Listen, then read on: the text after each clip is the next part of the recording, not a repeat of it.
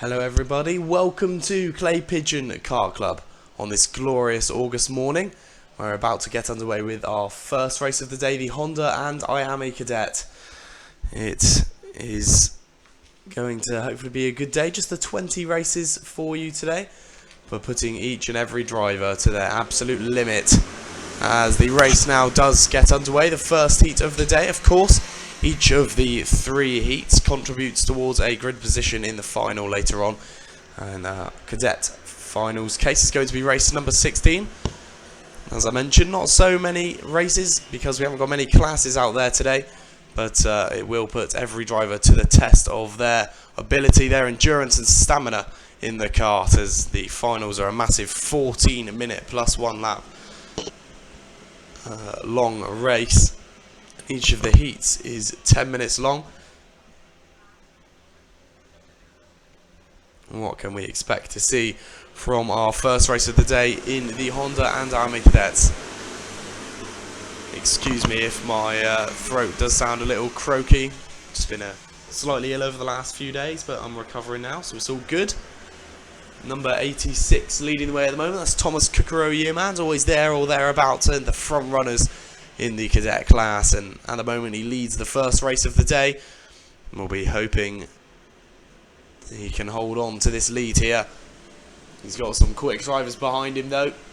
The 99 of Joshua Whittington Couch in second place is hunting him down. Once again, Whittington Couch always there towards the front of the field, and he's proving to do that once again. But the number 17 is hot on his heels, and Charlie Vaughan will be a real favourite out there today to go on and win it. Currently in third place, can he get past the two competitors who are in front of him? Whittington Couch is going up the inside. Looks like he's got that move done. Vaughan has managed to follow through as well, so Yearmans loses 2 places. And our new race leader, Joshua Whittington Couch, takes the lead in the number 99. And make their way around buttons and into the top end once again, as the karts come towards the start-finish line to complete their third lap. Here they come across the line then. Charlie Vaughan all over the back of Whittington Couch. How long will he be able to hold out for? Will it be the remainder of the race? Charlie Vaughan looking particularly quick in these early stages here. In fourth place is Daniel Perrin-Smith, and I don't recognise that name.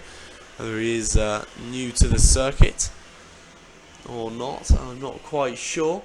Ollie Stevens is in 5th place. 6th is Oliver Makepeace, Jez Williams, Mikai Sin, Oscar Blanchard and Ollie Tyler round out the top 10. And Ollie Tyler, another one of the drivers you simply have to keep your eye on.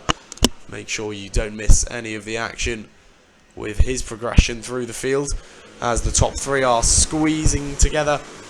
Nothing to split between the 3 front runners as they make their way around Billy's once again and into the S's for the 5th time. 4th and 5th are closing in though, and Perrin-Smith and Stevens are hoping to get in on the action with the top 3.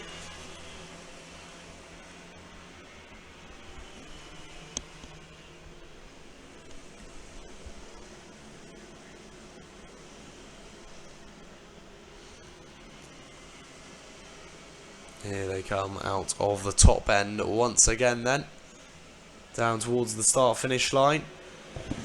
The order remains the same with the top 3 and indeed the top 5. Or does it? Whittington Couch, yeah, still in the lead, but just about holding on from Charlie Vaughan at the moment.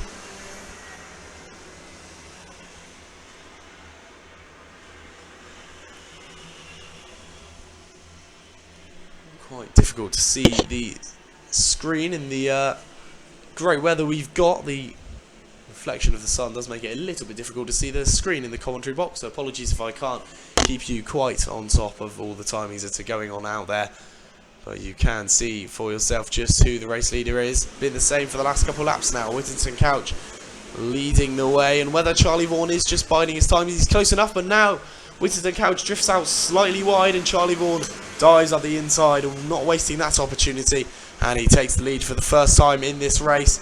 Whittington Couch losing a couple of positions, finds himself now in 3rd, behind Yearmans once more, who is behind a race leader Charlie Vaughan, who will be looking to try and escape now, having got himself into the lead of the race. He'll be hoping to take advantage from that. But Kukuro Yeomans is not giving up, and it is so difficult to escape in the cadets. Their low powered engines mean that slipstream is ever efficient in this class. It does make for the close racing, which of course the cadets has a reputation for, and that is abundantly clear here as Charlie Vaughan leads the way from Kukuro Yeomans. The split between them on that previous lap, 0.07 of a second. And you can't imagine that's opened up too much either as they come out of the top end once again. See just what the split is once again, 0.07 as they go across the line. The difference between them, best lap does belong to ex-race leader Whittington Couch though. He set a 40.97, just 1/100th of a second faster than Vaughan and Kukuro Yeomans' personal bests. 4 minutes and 5 seconds remain on the clock, so still an awful lot of time left in this one as the top three have started to pull away once again from 4th and 5th. Seems to be a seesaw, catching up and losing once again. The top three are doing their best to try and escape now.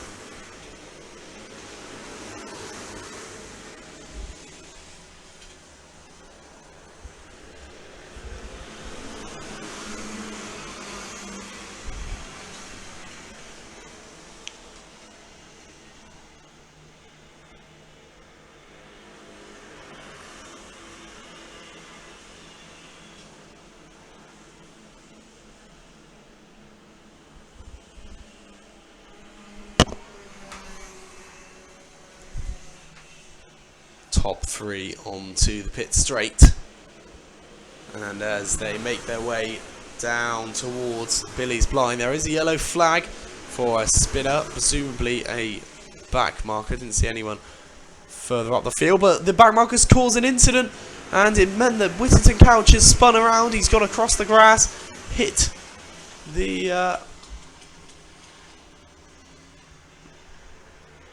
barrier there just across the grass, but managed to get going again. Lost several positions and a lot of time. That back marker just threw him off, was recovering from his spin, rejoining the circuit, and Whittington Couch had to take evasive action, flying across the grass, and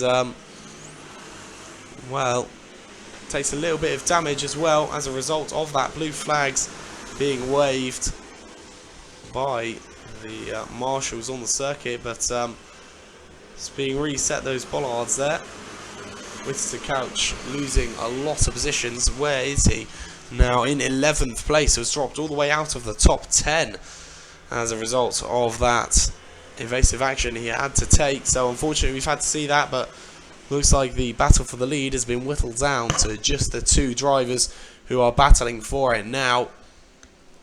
It is Charlie Vaughan who leads the way, with Thomas Kukuro Yeomans in second place. And 1 minute 35 seconds left on the clock. Has that been a change? There has indeed. So Kukuro Yeomans back into the lead of the race once again. He's managed to get past Charlie Vaughan and show his very evident race pace in the early stages here.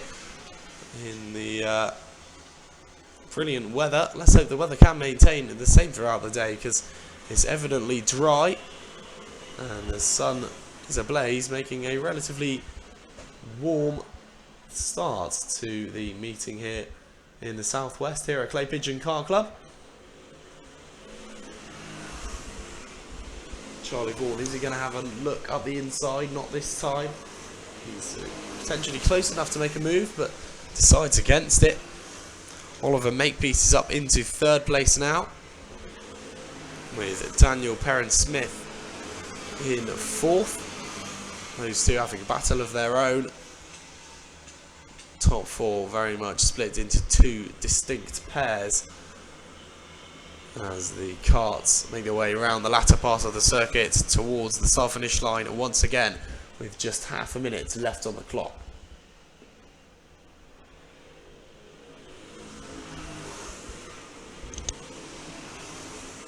A little look at the inside from second place Charlie Vaughan, but no doing there.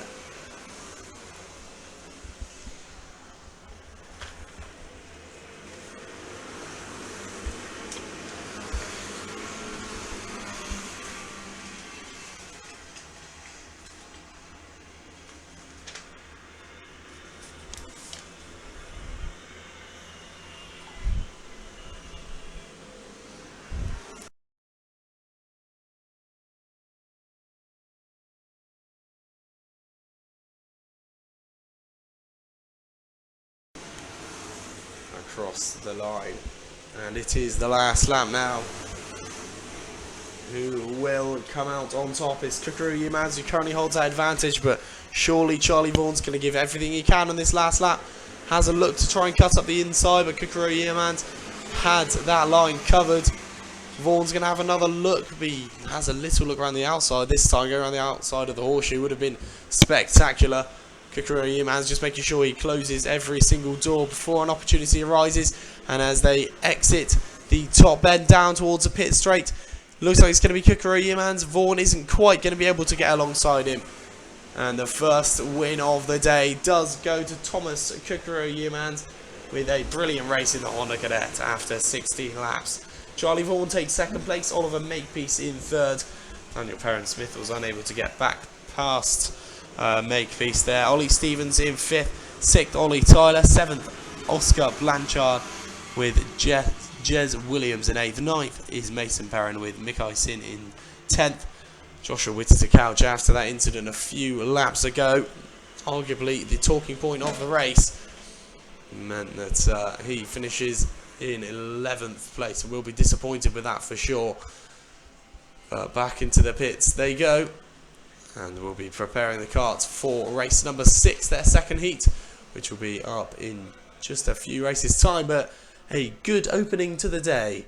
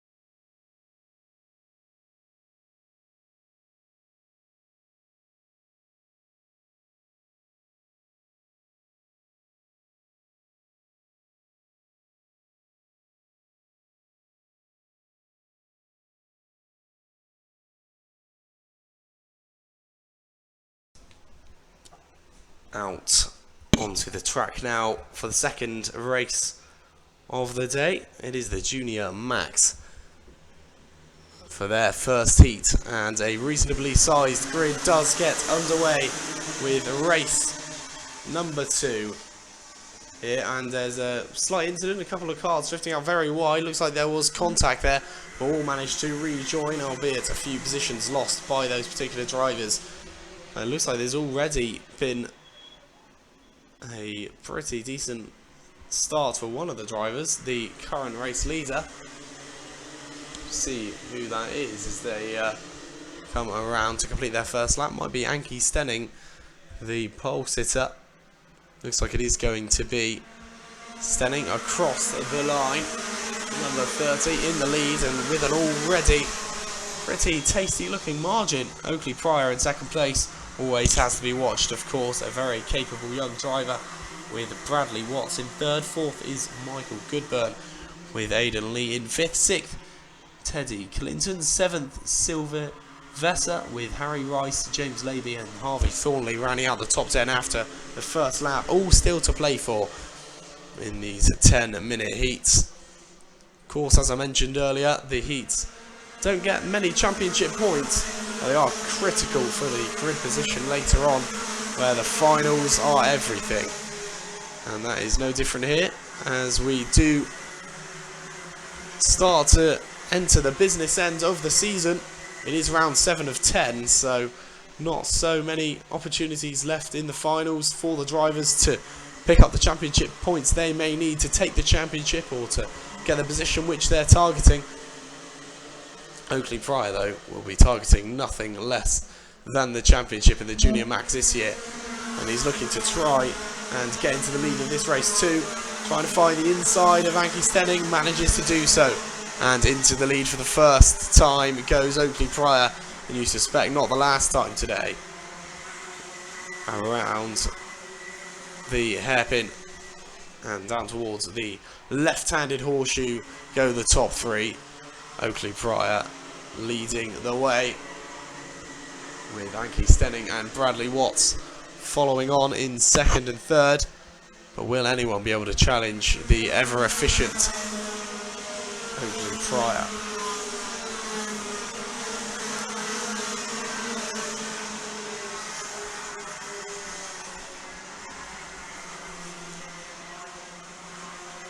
As the day really does get going though in our second race here. I am your commentator for today, Sam Hunt. Hopefully I can keep you updated on timings and the racing that's going on out there on the circuit. There's also the live stream which I'm in charge of today as well, so you can make sure you check that out at Alpha Timing. It's also on the website at claypigeonkartclub.com. As there's a change for second place. Bradley Watts going up the inside of Anki Stenning, so Stenning down to third. You can make sure, if you do go on the Alpha Timing website, you can see all the latest times on each of the races live.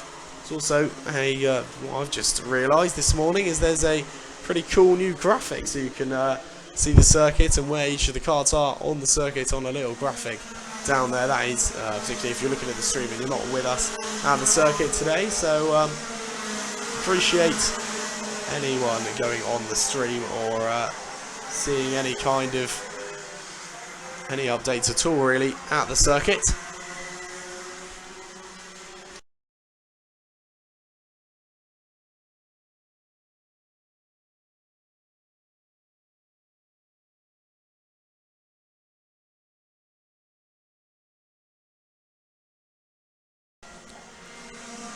Pryor does still lead, and his margin now only opening up each lap, 1.37 his advantage back to second place Bradley Watts, who is 0.82 of a second ahead of Anki Stenning. Michael Goodburn is in fourth with Aidan Lee in fifth.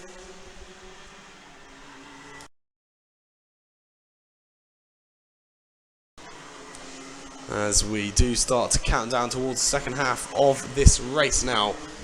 Just under 5 minutes and 30 seconds left on the clock. And it's looking good for Oakley Pryor in these early stages.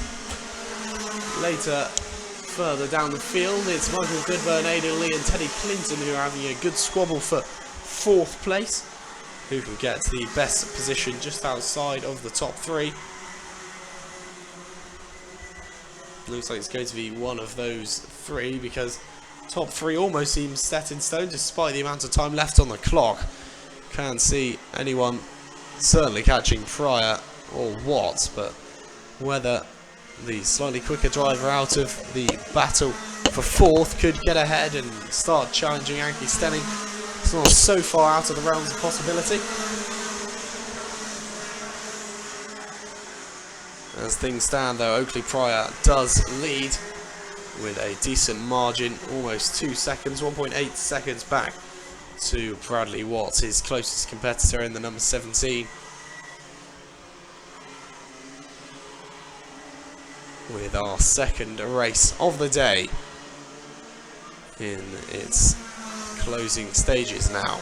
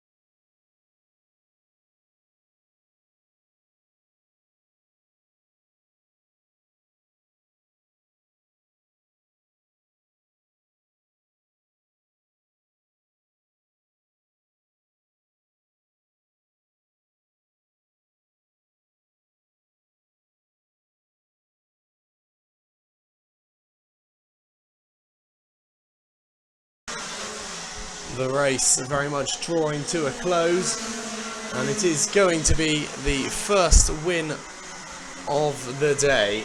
He'll be hoping for a couple more, that is for sure, but it's Oakley Pryor who will come across the line and take the checkered flag in just a couple of seconds. Here he is now coming out down the pit straight, and he does take his first win of the day. The number 69 finishes just the 3.99 seconds ahead of Bradley Watts, with Anki standing across the line in third position.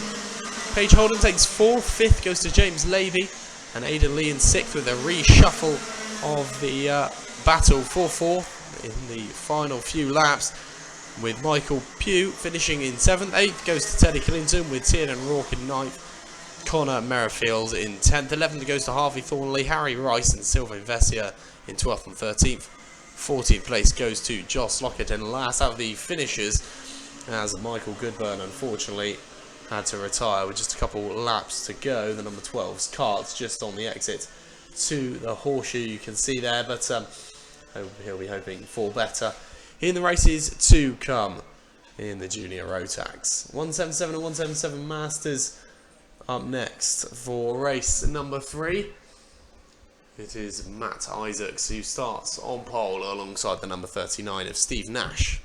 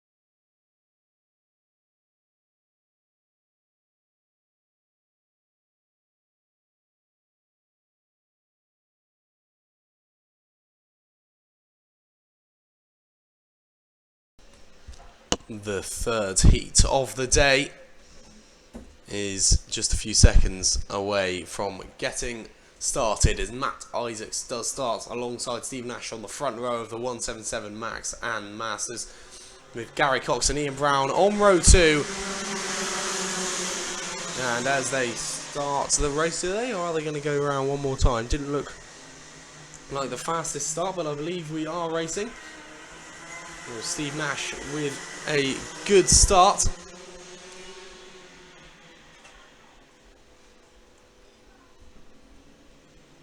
Although I am being told that his transponder is not actually transponding, so might not be able to get timings for you, but we can see he is in the lead at the moment.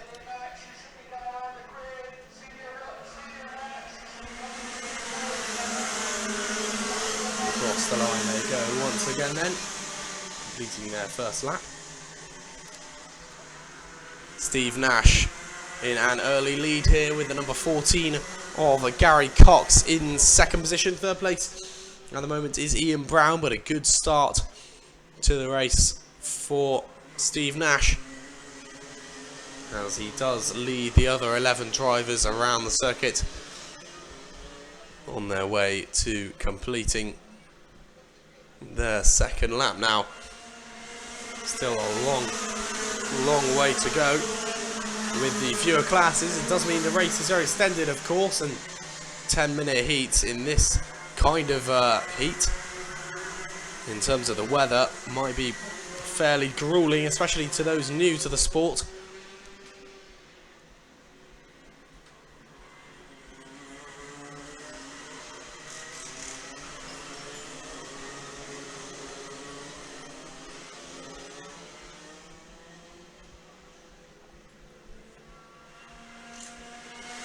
The top two starting to make an escape though.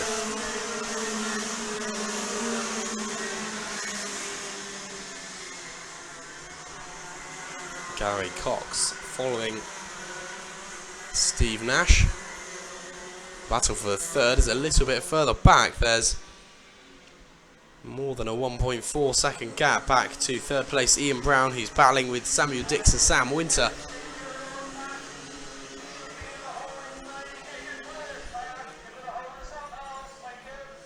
And down towards the start finish line once again go the front runners. Gary Cox might be trying to put some pressure on race leader Nash here as he tries to force himself into the race lead.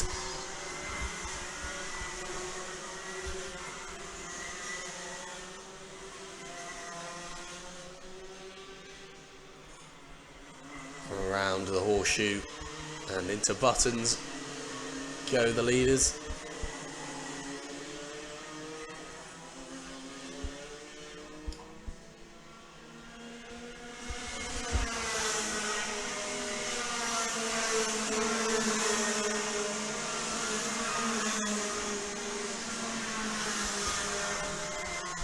Fastest lap that we know of anyway is Gary Cox, 35.87. So as I mentioned, unfortunately Steve Nash's transponder isn't actually working, so I can't get timings off of him, but rest assured he is leading the way. And there has been an incident just at the start of the Sturmey Straight there, a couple of cars going off into the barrier, including Wessex champion, the plate of Dean Mann.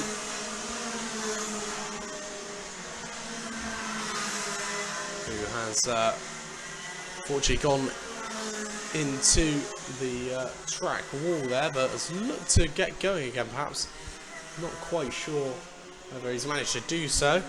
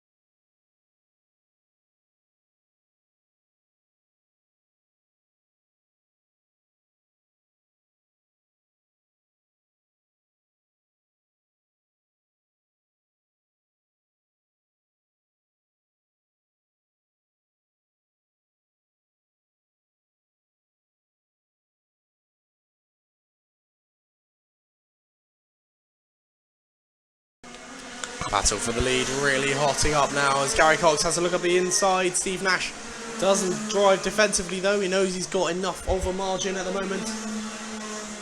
And Gary Cox just having a little look though, perhaps a sign of things to come.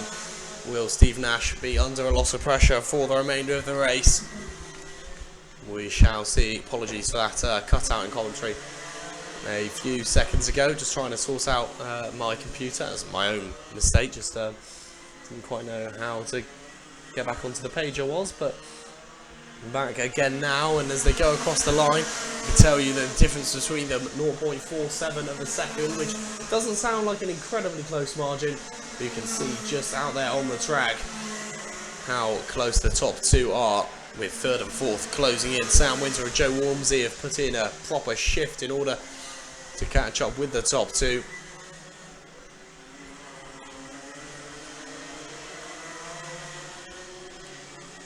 And there's the four drivers who have really started to place a stake for themselves to become the winner of their first heat of the day. And make their way across the line now, and that's what it is now, a four-way battle. Any of them could still take it, and there's still quite a while left as well, just over 3 minutes and 10 seconds left on the clock. Let's see if the drivers can hold on to their positions or improve upon them. Steve Nash will be very much hoping the former works in his favour. And down towards the timing line go the top four once again, and Gary Cox has another look up the inside, nearly sideswipes the race leader, but Nash manages to escape and Cox has to back out of the move. He's maybe just become aware that he's got company for himself as third place Sam Winter starts to come up on the number 14's radar. Joe Walmsley in fourth place is just looking at the action in front of him, perhaps hoping that a mistake will allow him to improve on his current position. As the four get tighter every lap, and yeah, they have all closed in on one another. In fact, the gap between Gary Cox and third place Sam Winter was actually smaller than that between the top two.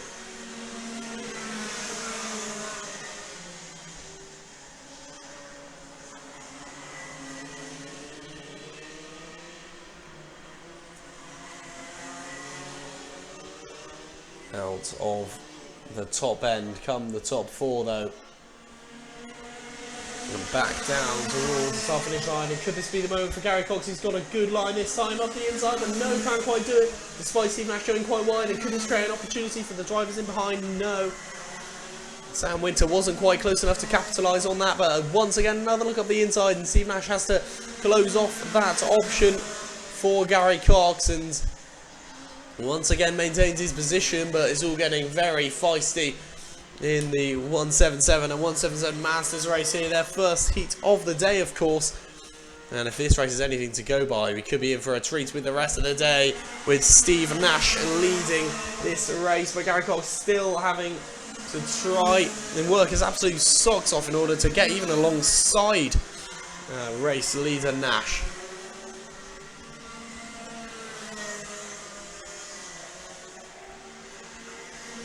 Nash has done a fantastic job of keeping the competitors at bay until now. Will he be able to hold on for the last 30 seconds or so?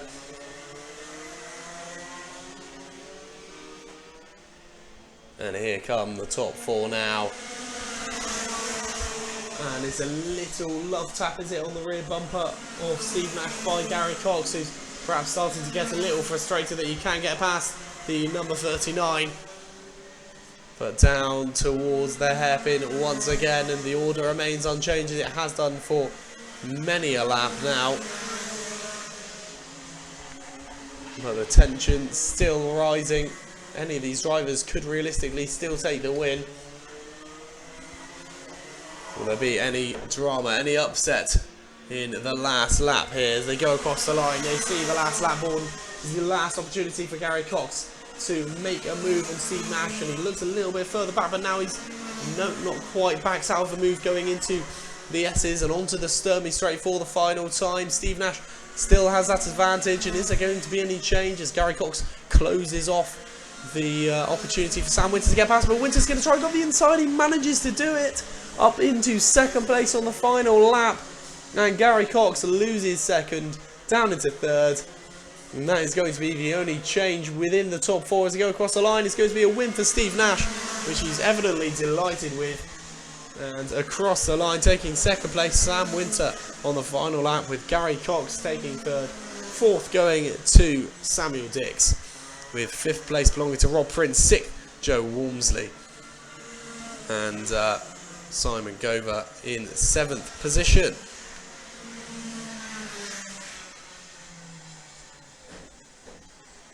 Great race there though with the top four, with eventually Steve Nash holding on to the win. Sam Winter taking second place from Gary Cox in the last few corners of the race. Brilliant stuff.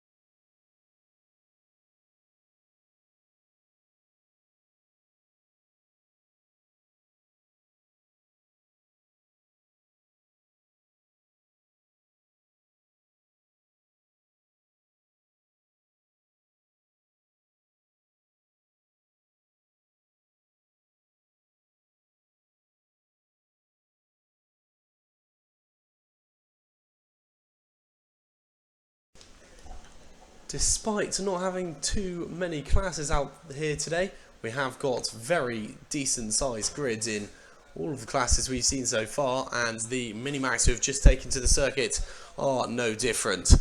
It's the penultimate first heat of the day, and it is Ryan Taylor-Truman who starts alongside James Watson on the front row.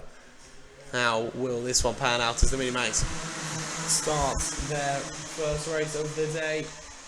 It is Taylor-Truman who's going to take an early lead from pole position, but 10 minutes of Minimax. Let's see what happens with each of these drivers.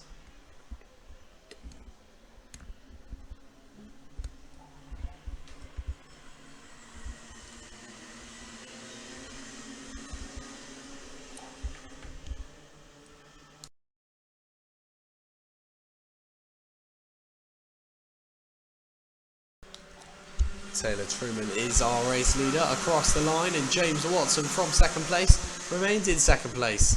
Sebastian Marlowe is the first gainer of the field, just gaining a position off of Daniel Yates, with Masai Shimura in 5th position. 6th is Jake Adams, with 7th Brody Strayhorn. Daniel Beards in 8th. 9th is Charlie Blackman, with Michael Salmon and Toby Enos-Jones.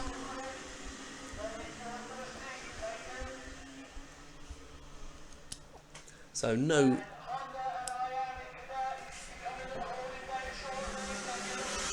dramatic event right at the start of the race, but there still is a lot of time for that to happen. Top 3 are starting to try and escape from the rest of the pack here, as Taylor-Truman with James Watson and Sebastian Marlowe look to try and take advantage of the margin they already have back to the rest of the field.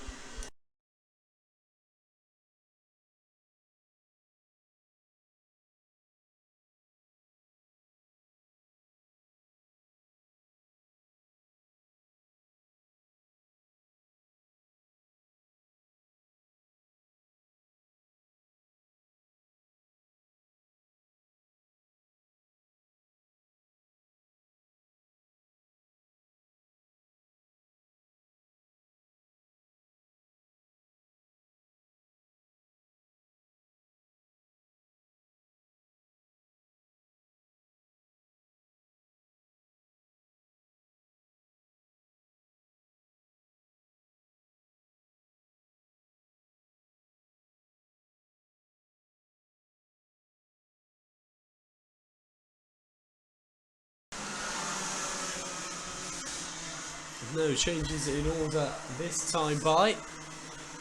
Top 3 remaining pretty consistent with how far apart they are from one another. But 4th place Masai Shimura is leading a pretty decent battle. Daniel Yates, Brody Traynor and Jake Adams all trying to improve on their respective positions. A battle, 4-way battle for 4th could be the one to watch in this particular race. Well, it's not all over with the top 3, obviously still a lot of time left in it, and Ryan Taylor-Truman does lead the way from James Watson in 2nd place.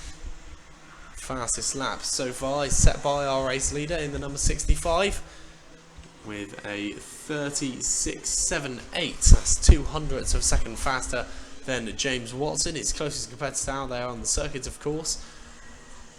And aside from Sebastian Marlowe in 3rd, no other drivers managed to get beneath that 37-second mark. So, going on pace alone, the top 3 do deserve to be where they are. And they had pretty decent grid positions to decide that, of course. Ryan Taylor-Truman started on pole. That means that he won't get a pole position again in the other 2 heats that are left today. He'll have to get through at least a few karts, and that'll be the real show of how his kart's doing.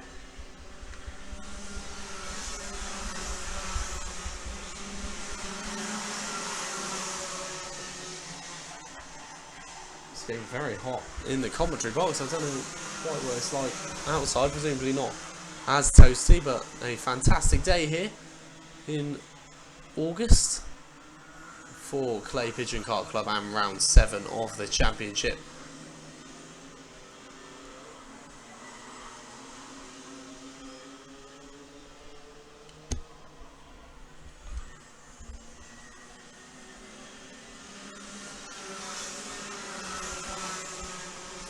Taylor Truman across the line. James Watson in second place, Sebastian Marlowe in third. Sage Mera with Daniel Yates, Jake Adams and Michael Salmon are all making up a battle down to 7th place, but it looks like it's started to open up somewhat. Brody Trehorn has dropped a couple of positions and Michael Salmon now finds himself well amongst that battle.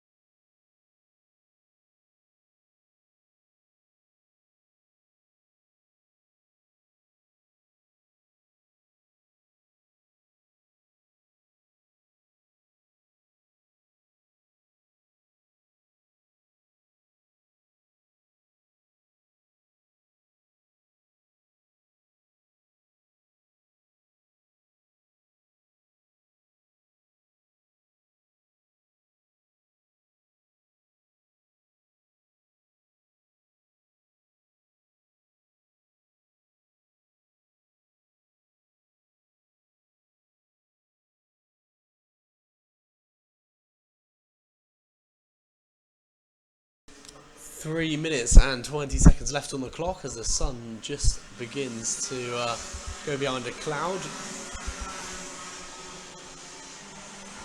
But there's no clouds being cast over race leader Ryan Taylor Truman's race, who is leading the way with aplomb at the moment, having no problems at all. Second placed James Watson is 1.7 seconds down the road, with Sebastian Marlowe another 0.8 on top of that. So it does look good for Ryan Taylor Truman to go on and take his first win of the day, should things stay as they are, of course. The battle for fourth is still up for grabs though. Masay Shamera leads that battle at the moment, but Daniel Yates, Brody Trehorn, Michael Salmon and Jake Adams are still very much trying to change that.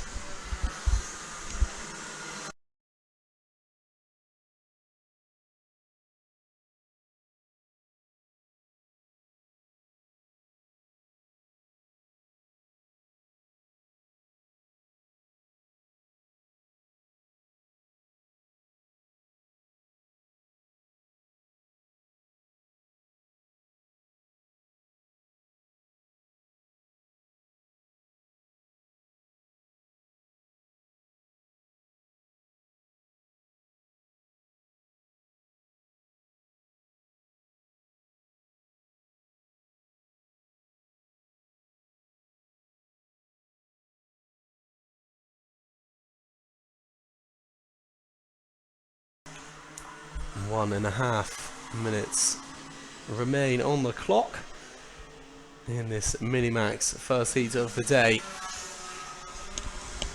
and not so much going on out on the circuit to report. Ryan Taylor Truman still leads the way, Watson and Marlowe in second and third. The gap has ever so slightly opened up between second place Watson and third place Marlowe.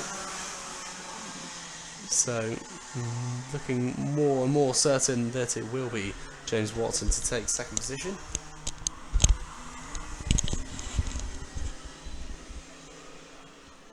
Good squabble still going on for fourth place though. That is unchanged, with now over 9 minutes and 15 seconds been raced on the clock. So very much entering the latter stages of this one.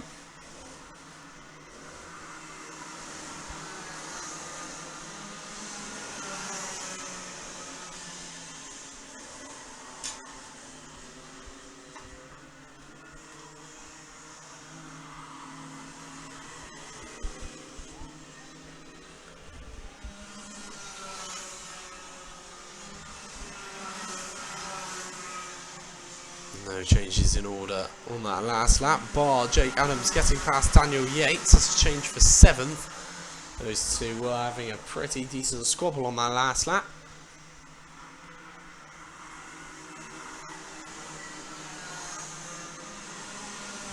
Will there be any changes? Looks like there's going to be a change in 5th place. Is there? There's going side by side is the Hemera versus Salmon. And looks like Salmon hasn't quite been able to get through there, but Hemera trying to defend as heavily as is possible.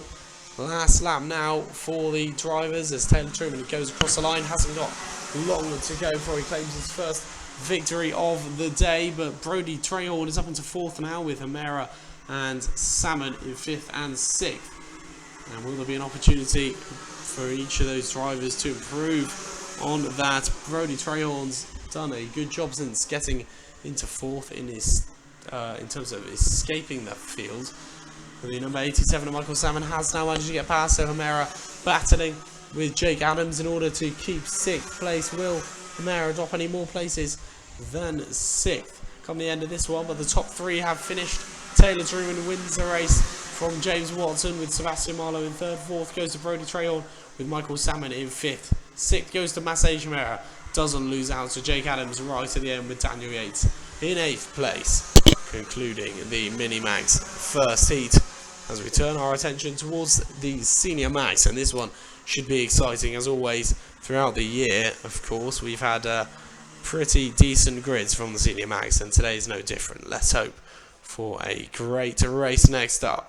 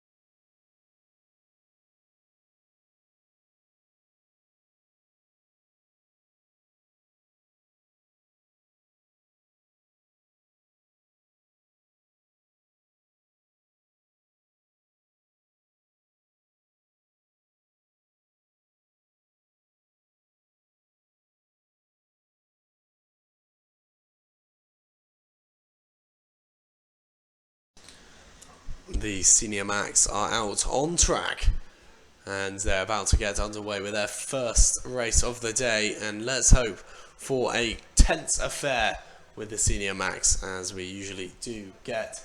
Peter Jean starts alongside Wessex champion Thomas Martin on the front row as they make their way down towards Billy's Blind, starting the race now, and it's a good start by Jeans, but as the carts make their way round trying to find their positions, one of the cars has definitely got a problem there, right at the back of the field and going pretty slowly. That is the number 19. Not a great start to the race for Andy Ward, who is looking like he might be heading for an early pit stop here.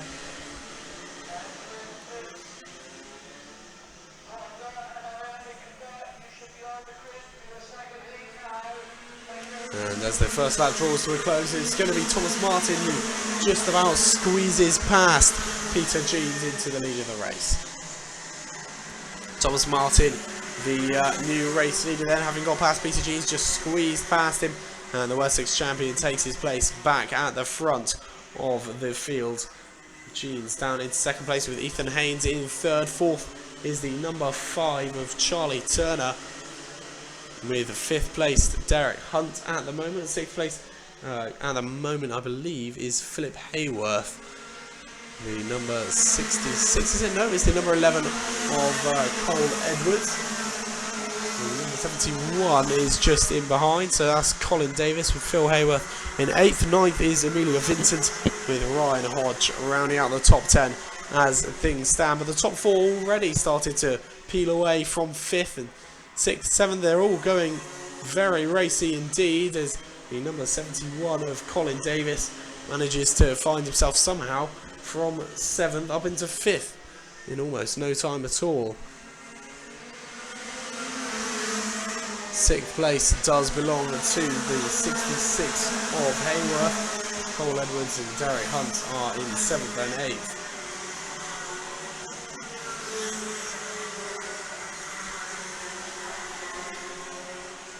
Moorcroft gets past Hunt into 8th place then. Hunt drops to 9th and is now battling to keep his place in the top 10 with both Hodge and Styles, two very fast racers, both up there attempting to try and improve on their positions. The top 4 are as follows. Though Thomas Martin leads the way from number 5, Charlie Turner, with Ethan Haynes and Peter Jeans in 3rd and 4th. And those 4 managed to escape over 2.2 seconds, separate themselves, and 5th place Phil Hayworth. And of course, this race he won is the worst show of who's going to be on top really in the senior max class today. The new tyres making such a difference in the first heats from those who are on the old tyres today. Into the S's on to Sturmey Straight once again, and Thomas Martin is being followed very closely and intently now by Charlie Turner, who's looking to try and get into the race lead for the first time in this race. Ethan Haynes looks on in 3rd, still has the pace to maintain that position and maintain his battle on the top 3, but perhaps not quite quick enough to really get alongside and try and challenge Charlie Turner. And Turner goes on the inside of Thomas Martin, and Martin has to concede that position. Falls into 2nd as Turner finds himself into the lead race.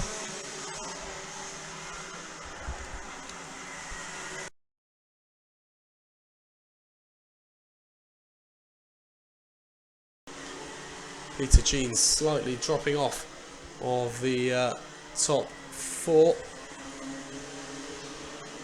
And his own 4th place battle could start getting a bit lonely unless Philip Hayworth is going to catch him up, which could be plausible. The number 66, he's closed in by over half a second on that previous lap, and will be hoping to try and get himself into the top 4, maybe even top 3 by the end of the race. Not totally implausible, that's for sure. As Cole Edwards in 6th place. Behind him, James Moorcroft, 3 quick drivers. Colin Davis is in 8th with 9th, Harriet Styles. 10th is Oliver Holden.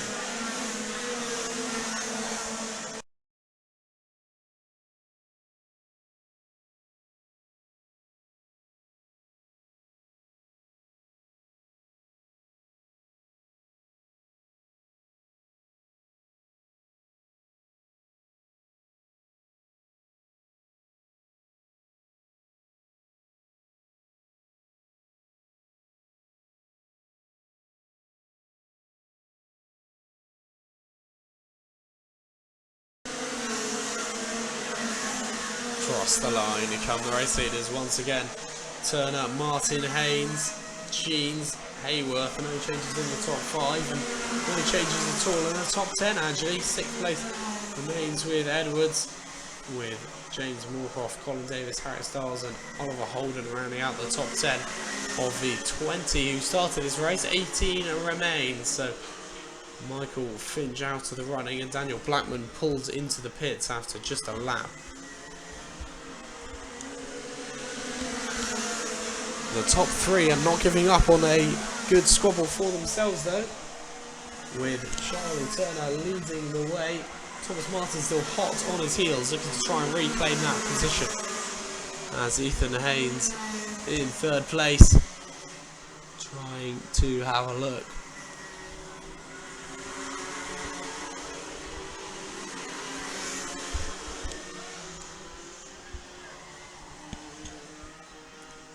Out to the top end, come the top 3 though, and Peter Jeans very much dropped out of that battle, and in fact now is down into 7th place. Is he yet been overtaken by Hayworth, Edwards and Moorcroft, all of whom have been fast and in for a few laps now. So unfortunately for Jeans, he's now in 7th place, trying to keep Colin Davis at bay.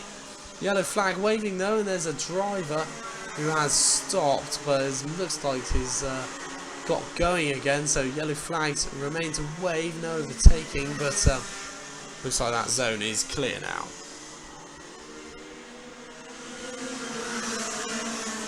3 minutes remain in the Senior Max class. Thomas Martin leads the way from Charlie Turner, and that is a change. Wessex champion back into the lead, with Charlie Turner having to concede that position. Behind Turner is the ever-present number 30 of Ethan Haynes, who's always been there or thereabouts in this race. Philip Hayworth is in 4th and is sniffing a top 3 position here.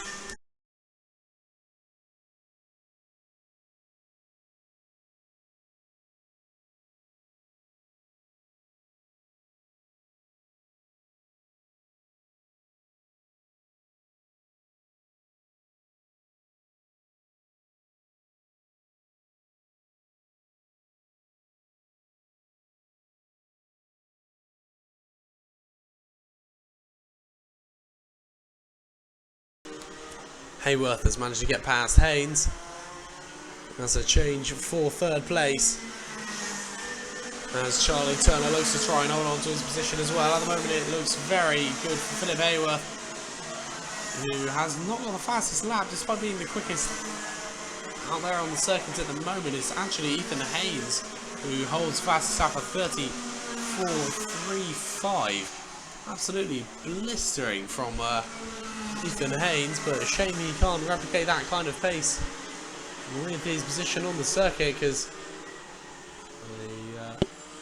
sitting in 4th place, I still do believe at the moment. Thomas Martin leads away, but is Haynes up into 2nd? Is indeed. So Ethan Haynes took advantage of those back markers, keeping Hayworth and Turner just behind him.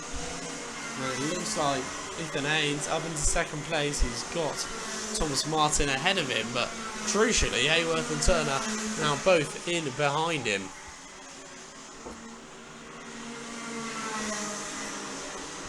Less than a minute remain on the clock then, as this race draws to a close, and Thomas Martin does still lead the way from Ethan Haynes, who's been absolutely on fire over the last few laps.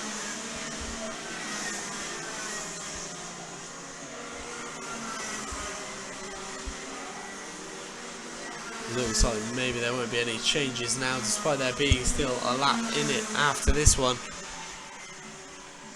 Maybe there's just not much doing, but it looks like may still be an opportunity for Ethan Haynes perhaps to even get into the lead of the race, as Thomas Martin lacks the pace which Haynes clearly has at the moment. And will there be a chance this time for Haynes? Not quite. Leaves that door firmly closed as Thomas Martin. And this will be the penultimate lap now, so the next one will be the end game in terms of Heat 1. Once again, Thomas Martin driving defensively, making sure he keeps all options closed, so that his rival Ethan Haynes cannot get past at this stage. Across the line they go for the penultimate time. The next time they'll be seeing the checkered flag, and it's Thomas Martin who leads the way. Very close indeed between the top 3 as Martin leads Haynes and Hayworth. That is the battle now. Charlie Turner having dropped off ever so slightly back in 4th, but still with the race leaders in terms of pace and ability as they make their way around. Buttons, is there going to be any changes into the top end, the real last corner of the race? And out of that bend they come, and down towards the start-finish line it's going to be surely Thomas Martin. He does just about take the win from Ethan Haynes. Philip Hayworth has to settle for 3rd, with Charlie Turner in 4th. 5th goes to Cole Edwards, with 6th James Moorcroft, 7th Colin Davis, and Peter Cheese in 8th.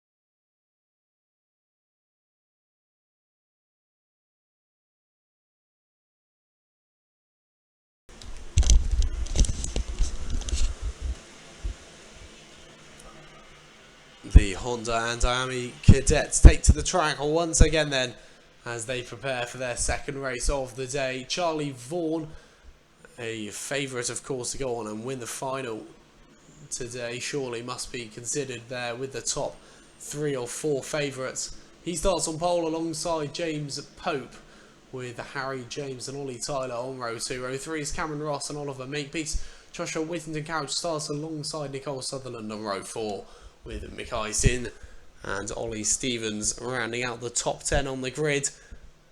They will be told to go around once again, so that's what they're doing. And we will be just one lap away, hopefully, from getting the second heat for the Honda and Miami cadets underway.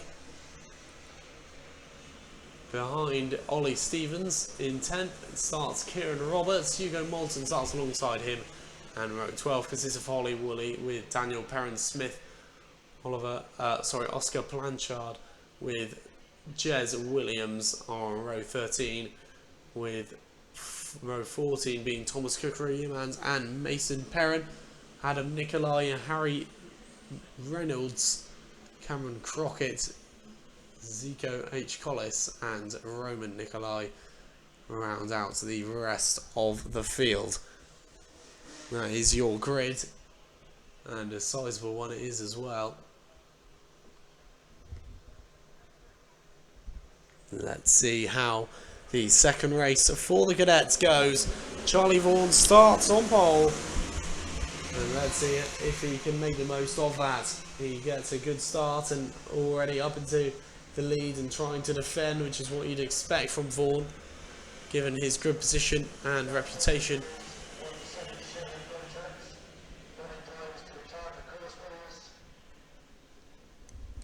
A slow kart was being swamped by many drivers going down the Sturmey straight there. Couldn't quite see who it was though.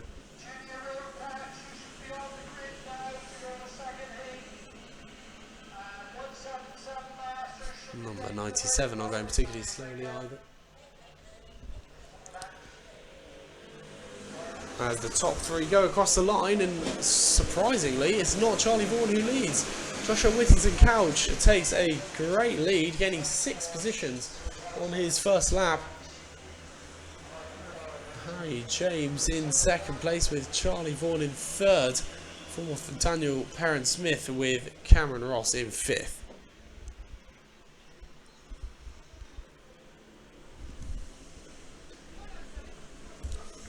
Well, the top 3, whether there was a slight issue for Charlie Vaughan, he seemed to be adjusting something on his kart at the latter end of that previous lap. But now in third place has got work to do to get back up into the lead. Whether he'll be able to do that remains to be seen in the remainder of this race. But Whittington Couch has taken an early lead, and after that incident, which you'd argue was 90% not his fault in the previous heat, he will be looking to try and take some more impressive points in this race, and at the moment he's in the prime position to do that, in the lead of the race, and has a 0.24 gap back to Harry James. Not a lot, enough to work with, especially with Charlie Vaughan just in behind Harry James, and he'll be taking all of James's attention.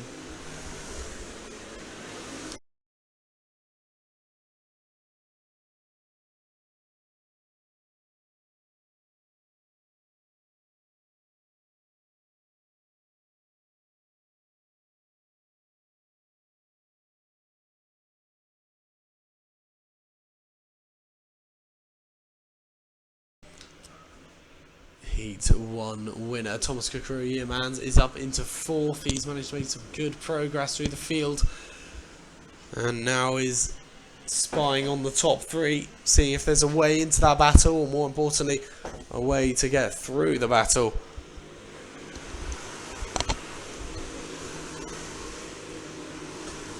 Daniel Perrin-Smith in 5th place is ahead of Oliver Makepeace with Oscar Blanchard in 7th. 8th is Cameron Ross with Mick Isin and Ollie Stevens making up the top 10 as things stand, but the top 4 remain pretty close together. There's no one who's managed to truly escape having competitors out there on the circuit at the moment.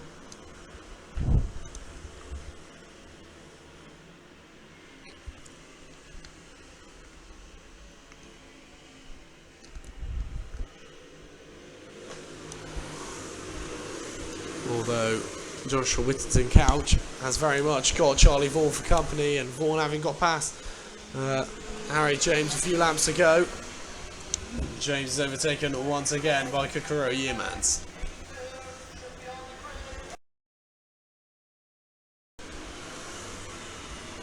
But we have the top three as the top three last time out. Last time Whittington Couch was a victim. Let's see if there will be any victims in this one. As at the moment, the number 99 of Whittington Couch does lead the way. Second place still belongs to Charlie Vaughan, but Thomas Kokoro Yearmans has put in a shift in order to get into the top three, and he's been brilliant. Let's see how much further he can go. Still in second place, but eyeing up perhaps an opportunity for himself to get past Charlie Vaughan here. There's still an awful lot of time left to go, over half the race in fact. As the battle for the top three starts to heat up.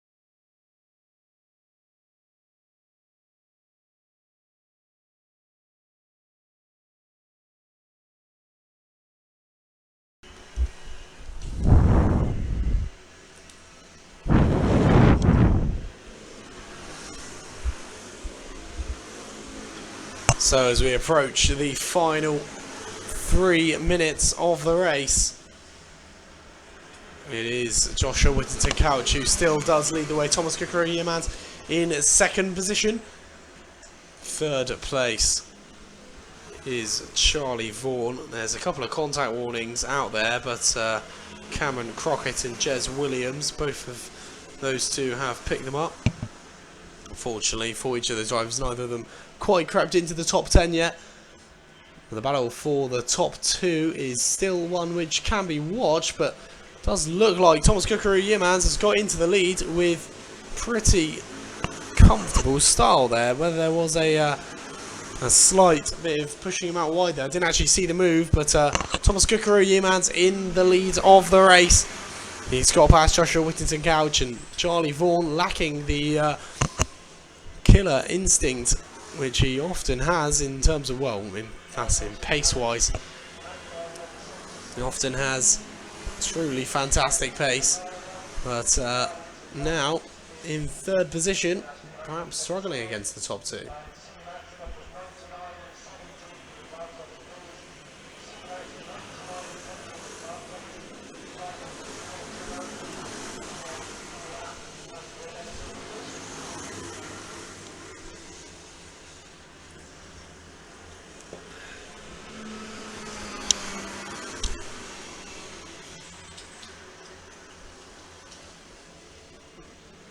Thomas Kukuru Yearman's leads, and he's on his way to a second consecutive victory.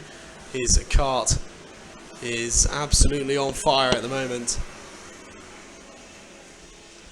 And second place, Joshua Whittington Couch is looking to try and catch up, but let's see as they go by. This time the gap opens up to 0.84 of a second, so Thomas Kukuru Yearman's absolutely the man to beat at the moment. And then Charlie Vaughan, he's a very fast, very capable driver, as we know, but even he cannot cling on to the top two at the moment. They are in absolutely scintillating form, and he's being actually sucked back ever so slightly into a battle for the battle for fourth, which could very soon turn into a battle for third. And top of that battle at the moment is Daniel Perrin-Smith, but he's got Oliver Makepeace, Mickey Sin, Oscar Blanchard, Cameron Ross and Ollie Tyler all for company. The number 28 of Daniel Perrin-Smith is just on the back of that field now, having lost a lot of positions. 4 in fact, and Mickey Sin has lost a few as well, as Oliver Makepeace, Blanchard and Cameron Ross all gain positions.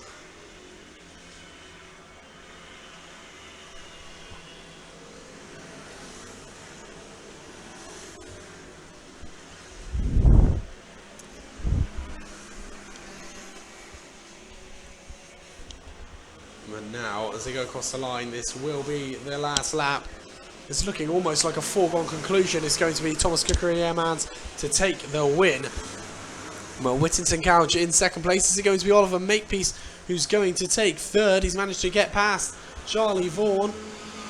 And Vaughan's now dropped another couple of positions. Vaughan in some real trouble at the moment, it seems. His kart's just not responding the way he wants to, and he's lost a couple more positions. Will he lose any more by the end of the race? At the moment, I think he's in 6th place, but might just lose out. Perhaps might gain one back again, but he's under a fair amount of pressure. It's going to be 2 wins out of 2 for the number 86 of Thomas Kukuru Yearman's, as Joshua Whittington Couch takes second. Third place goes to, in the end, of Makepeace. It is indeed. So Oliver Makepeace takes third. Fourth goes to Oscar Blanchard, with Mickey Sin in fifth. Sixth does go to Charlie Vaughan.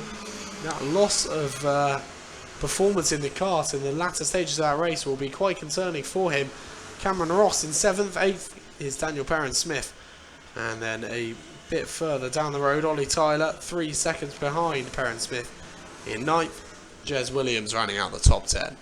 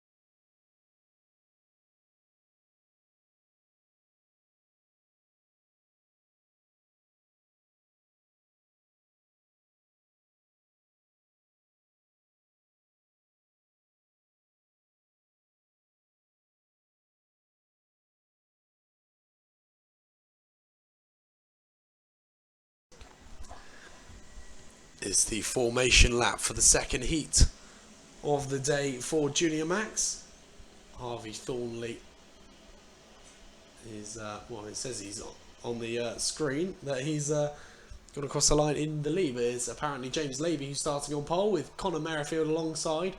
Thornley starts alongside Goodburn on row 2, and it was a good race last time with these drivers. Let's see if they can replicate that as they go across the line and start their second race of the day. It is the Mini-Max. And there's instantly a spinner going backwards into the tyre wall, excuse me. But manages to get going once again. There's a slight incident though, as one of the karts does drift out ever so slightly wide on the hairpin as well, just losing a bit of time there. See number 88 of Joss Lockett just struggling ever so slightly around the hairpin.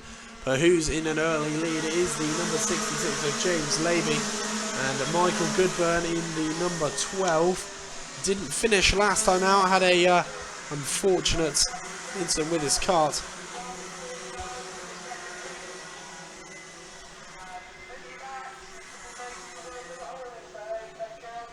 Bradley Watts in third place with Tin and Rourke in fourth. Fifth is Paige Holden with sixth. Anki Stenning with Michael Pugh in seventh. Eighth, Aidan Lee with Conor Merrifield and Oakley Pryor rounding out the top 10. But of course, you've got to keep your eyes at all times on the number 69. Oakley Pryor, who will be looking to try and make a lot of progress once again. Bradley Watts is quite a bit up the field though this time, and we know how fast a driver he is. Watts second last time, and he'll be hoping to go one better in this race. He's got James Levy ahead of him though, who has picked up a contact warning by the way, and he'll be looking to try and get past Levy at the earliest opportunity, try and escape from Oakley Pryor, who is making progress up the field. His next opponent is Conor Merrifield just ahead of him. There's a change with Anki Stenning getting past Tin and Rourke. That's a change for fifth. 76 with the contact warning as well, so that's Michael Pugh. Pugh currently in 7th position, the number 56, with a fast lap of a 36.17. A pretty fast lap time.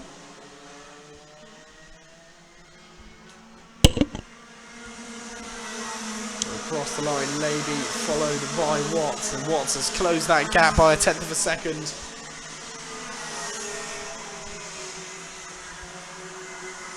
How long will Levy be able to hold on for? Will it be till the end of the race? There's still a hell of a lot of time left with James Levy under a lot of pressure now from Bradley Watts, who's starting to really turn on the pace now. Michael Goodburn in third place, obviously looking to try and improve on that non-finish last time out, and at the moment he's doing just that. Well, down into sixth though, and he's lost a few positions with Paige Holden up into third. Anki Stenning and Tin and Rourke also passing him.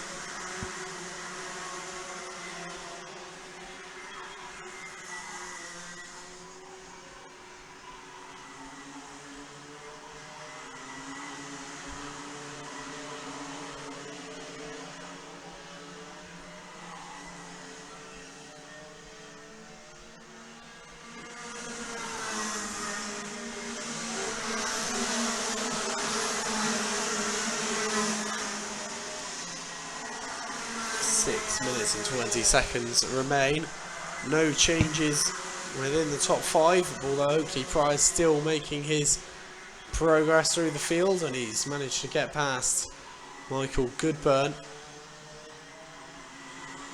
who has struggled over the last couple of laps, but Pryor now really has turned on the style, getting past several drivers in one go there. Looks like he's up into third now, is he, Pryor? 3 positions in one lap this late on is truly very impressive. And now Pryor in third place has got Anki Stenning behind him. Paige Holden in 5th place now, and 6th Michael Goodburn. He does actually gain a position on Tin and Rourke, who had a pretty poor lap, losing 2 positions unfortunately for him. So Oakley Pryor in 3rd, and will there be an opportunity for him to catch up to the top 2? Will he have to do it on pace alone? Does hold the fastest lap of the race, unsurprisingly. Oakley Pryor. Bradley Watts just in behind James Levy. They are the top 2. Levy leading the way. Still, after all these laps, I don't think he's lost the lead at any stage really. He certainly hasn't in terms of the lap time, but I think he might have on the first lap momentarily, and that's how he picked up his contact warning. But he's got Bradley Watts all over him. Has managed to stay cool and composed and keeping at bay for this long. Watts still trying to get past the race leader.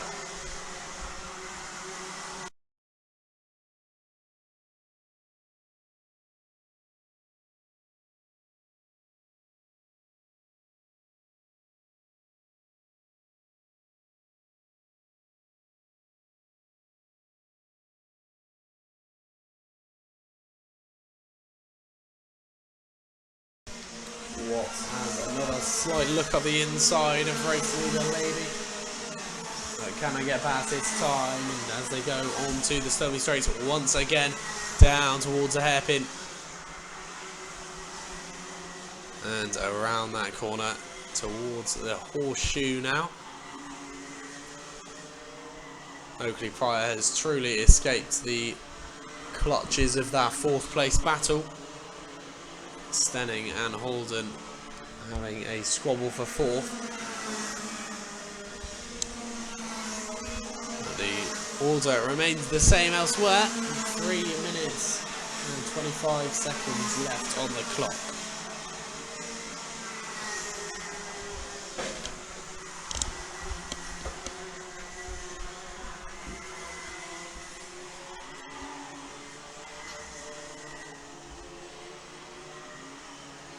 Fastest lap of the race prior. Set on. Actually, it doesn't say that information anymore, I don't. But his best lap a 34.821. The next fastest is a 34.94, which is set by Paige Holden in fourth. So a fair amount quicker prior, and he is a truly quick driver out here. Definitely should be the favourite to go on and win it in the final. Don't want to curse that, of course, and it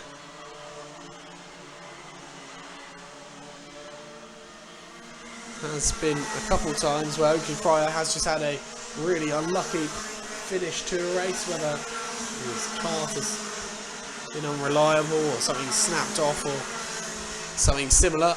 But he'll be hoping one of those days is not his, and he has had so many perfect days.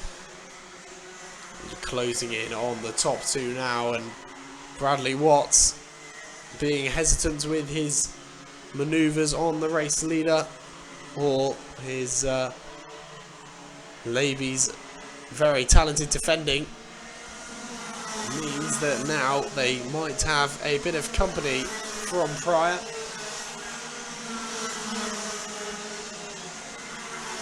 Due to Laby's pace up front, it means that Watts has been unable to get through and may be under pressure from the Heat 1 winner, who is sneaking up behind them in third. We're out of the top bend and towards the start-finish line. Here they come across the line.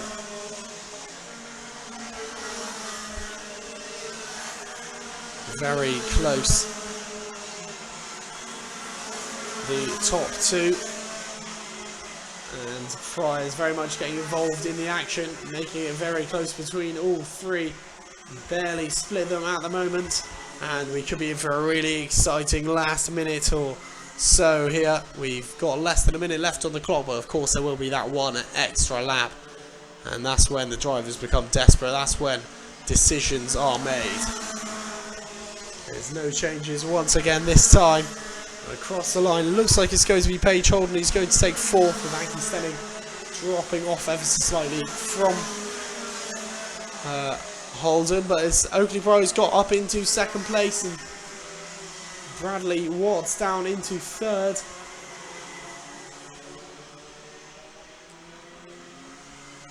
And for the first time in this particular race, Oakley Pryor is up into second and sees the race leader, James Laby, who's just ahead of him, last lap now, and Pryor's going to try and go on the inside. He manages to do it, but he drifts out wide and instantly retakes the lead. Does James Laby.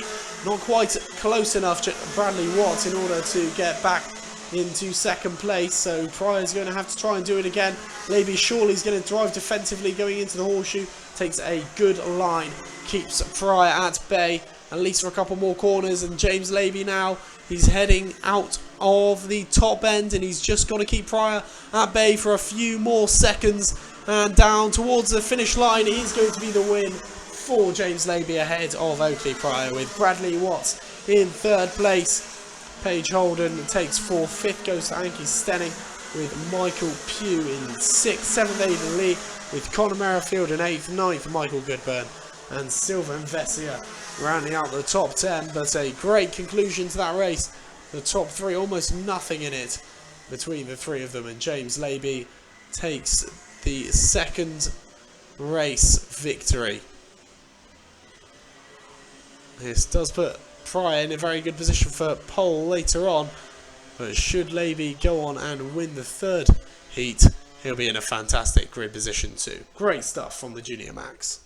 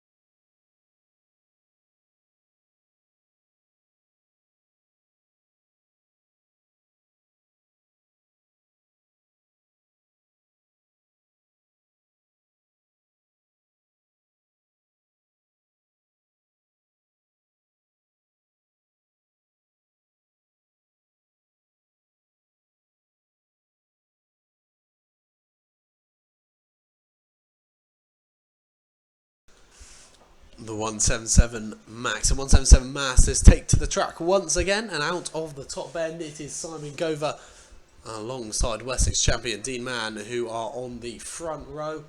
Sam Winter and Samuel Dix are on row 2, and as they approach the start finish line to get their second heat underway, pole position for Simon Gover is instantly lost out, and it's been a great start from second place.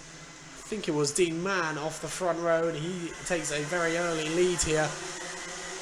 Down towards the Sturby Straight, it is Mann who leads in the early stages. It hasn't been a great start at all from pole sitter Gover, who loses several positions, and second place now belongs to the 77 of Sam Winter, finished second last time out and is looking to try and replicate that or go one better with the win. But as the drivers head towards start finish line to complete their first lap, it is Steve Mann who takes the lead at the end of lap 1. It is Sam Winter in second place at the moment, Samuel Dix in third, fourth Steve Nash ahead of Simon Gover. Already a almost substantial gap has opened up between Dean Mann and second place Sam Winter. He's got over a second advantage and is racing very well, the Wessex champion. Even in these early stages, Sam Winter has got Samuel Dix just behind him, with Steve Nash in fourth, fifth place Simon Gover. And they're clear by over a second back to Rob Prince in the number 55, with Joe Walmsley in seventh place.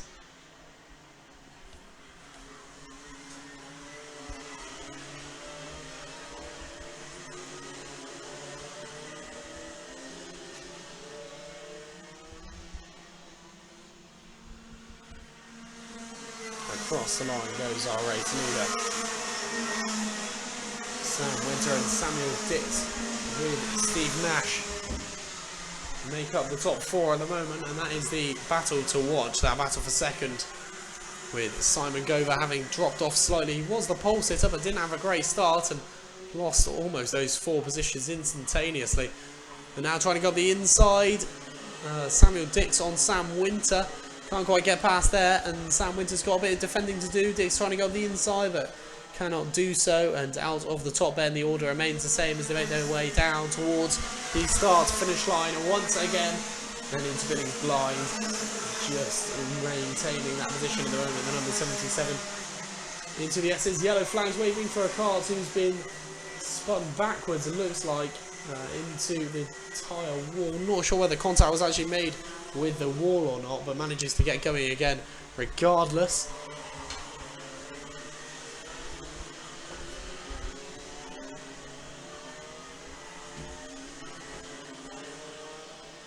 Looking good at the moment though for our race leader.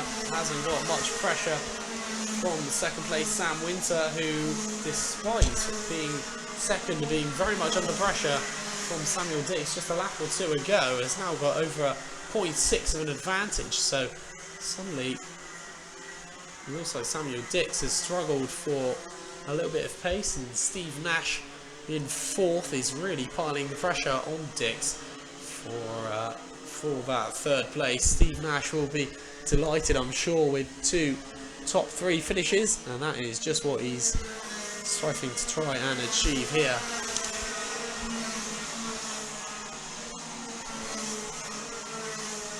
Around Billy's Blind and into the S's, onto the Sturmey Straight goes that battle for 2nd, although it's slightly turning into more of a battle for 3rd now, with Sam Winter really escaping from that battle. And one of the carts is in the pits. That's Gary Cox, unfortunately retired after 1 lap. Got the points in though, so we'll get points for last place effectively.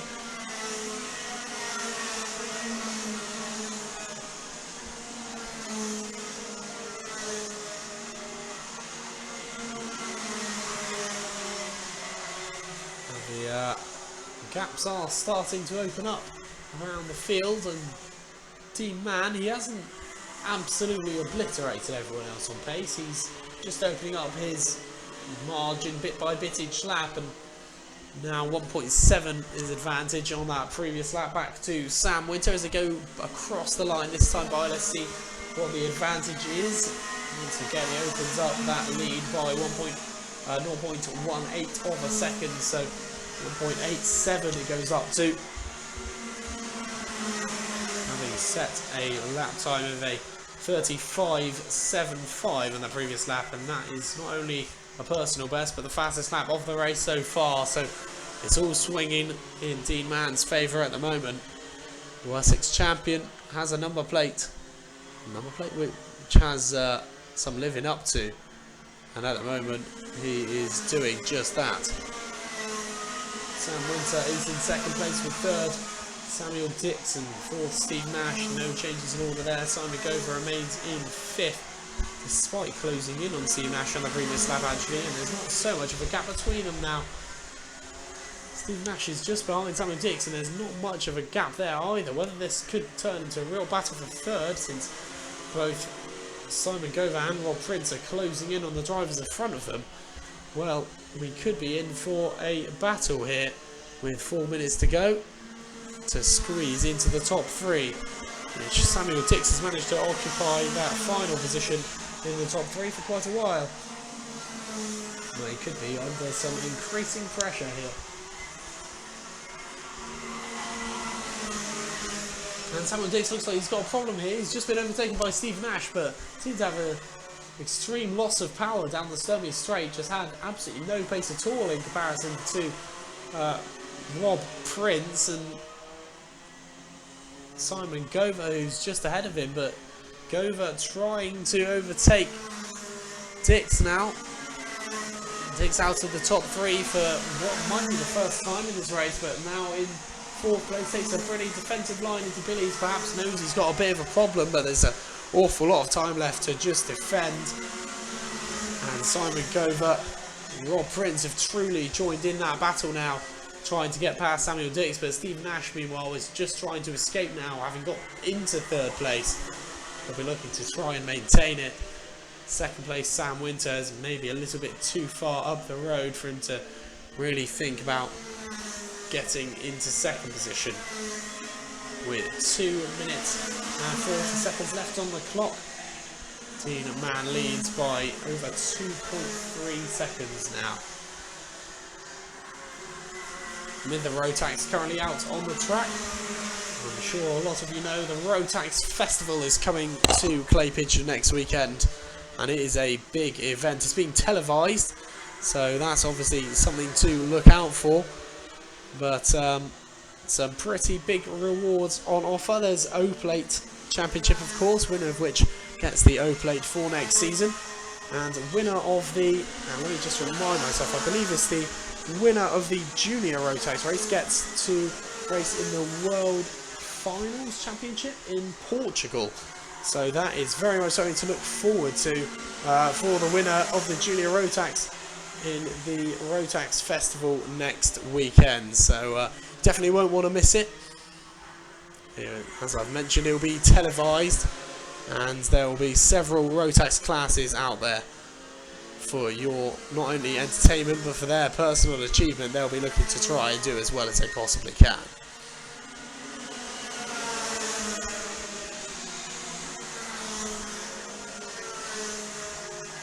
There's a change as Samuel Dix gets past Steve Nash once again. So Nash, having seemingly started to escape, is reeled back in by Samuel Dix, and Dix has reclaimed his position which he held a few laps earlier.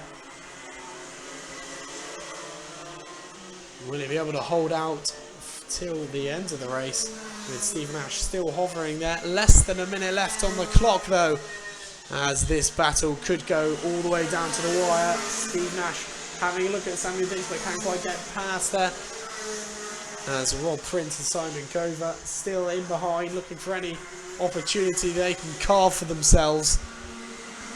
Here come the drivers across the start-finish line, and there could be an opportunity here for Steve Nash to try and get past, but going around the outside of the horseshoe doesn't very often work, and it could cost him a position. Doesn't though. Maybe trying to go up the inside. Simon Gover, will he be able to get past? Not quite. It's actually Rob Prince now who's got up into 5th. My apologies. So Simon Gover in 6th, Rob Prince in 5th.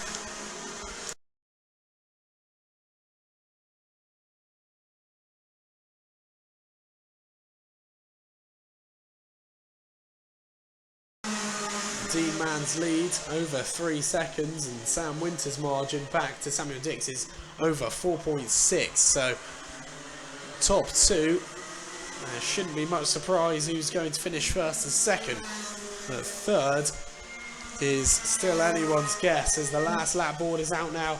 Mann and Winter in first and second, of course, but Samuel Dix, Steve Nash, Rob Prince and Simon Gover all go over the line with less than a second separating them. And out of the S's they come now onto the semi-straight and down towards the hairpin. Here they come out to the hairpin and down towards the horseshoe once again. It's Samuel Dix, but Steve Nash has come into contact with him, and now Rob Prince comes into contact. Simon Gover's trying to go around the outside. It's almost 3 abreast going into the top bend. Here they come out of the top bend though, and Steve Nash has just managed to maintain that position. Samuel Dix is going to take third after a well-fought display, but Steve Nash will just about take fourth. Rob Prince and Simon Gover will come across the line in that order, 5th and 6th. But Samuel Dix was just caught by Steve Nash there, and Rob Prince also came into contact with Nash. Looks like it might have got a lot messier, but they managed to sort themselves out and finish in the same order as they were at the start of the lap, which doesn't very often happen with those last lap incidents, but there we are. And it is Dean Mann who takes the win. Sam Winter takes second with Samuel Dix in third. Steve Nash 4th, 5th Rob Prince. Simon Gover rounding out the top 6 with Joe Walmsley in 7th, over 1.1 seconds behind that battle. Ian Brown was over 6 seconds behind Walmsley, and Walker over 7.4 seconds behind Brown. Rob Walker finished his race in 10th. with 11th place Martin Howell at the back.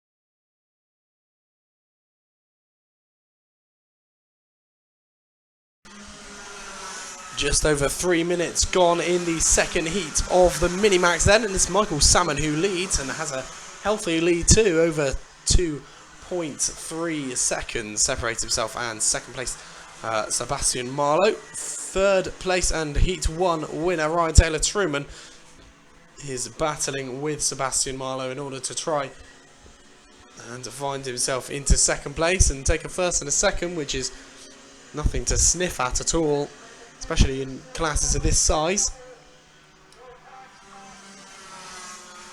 Across the line comes that battle now. And in 4th place, Daniel Yates, he's got James Watson for company. In fact, Watson has overtaken him on the previous lap, so James Watson, he was one of the faster drivers in Heat 1, but in 4th place now, be hoping to try and improve on his current position.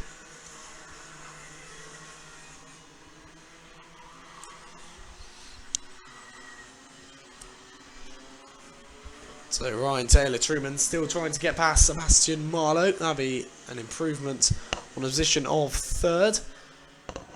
But at the moment it's looking good for race leader Michael Salmon. And despite Ryan Taylor-Truman winning that last race with supposed relative ease, it seems that now he's got a little bit of a challenge on his hands, what with starting a bit further back, and has got Sebastian Marlowe as an obstacle in front of him, which he's finding particularly difficult to get past. Sebastian Marlowe is showing what he's worth. He's got some decent race pace. He's trying to keep Taylor-Truman at bay for as long as he can. Actually both catching up with the race leader as well. They've caught up by 0.3 of a second on that previous lap. So Michael Salmon's lead is not a foregone conclusion, and whether that battle for second will just about reel the leader in, we will have to wait and see with the last few minutes here. But still a long time left, of course, in racing terms. Anything can still happen. As 4th place though is starting to look like we all know who will finish in that position. James Watson, who was a pretty quick competitor last time out, and he's in 4th place now, only pulling away from 5th place Daniel Yates, who he's trying to keep as far at bay as he can.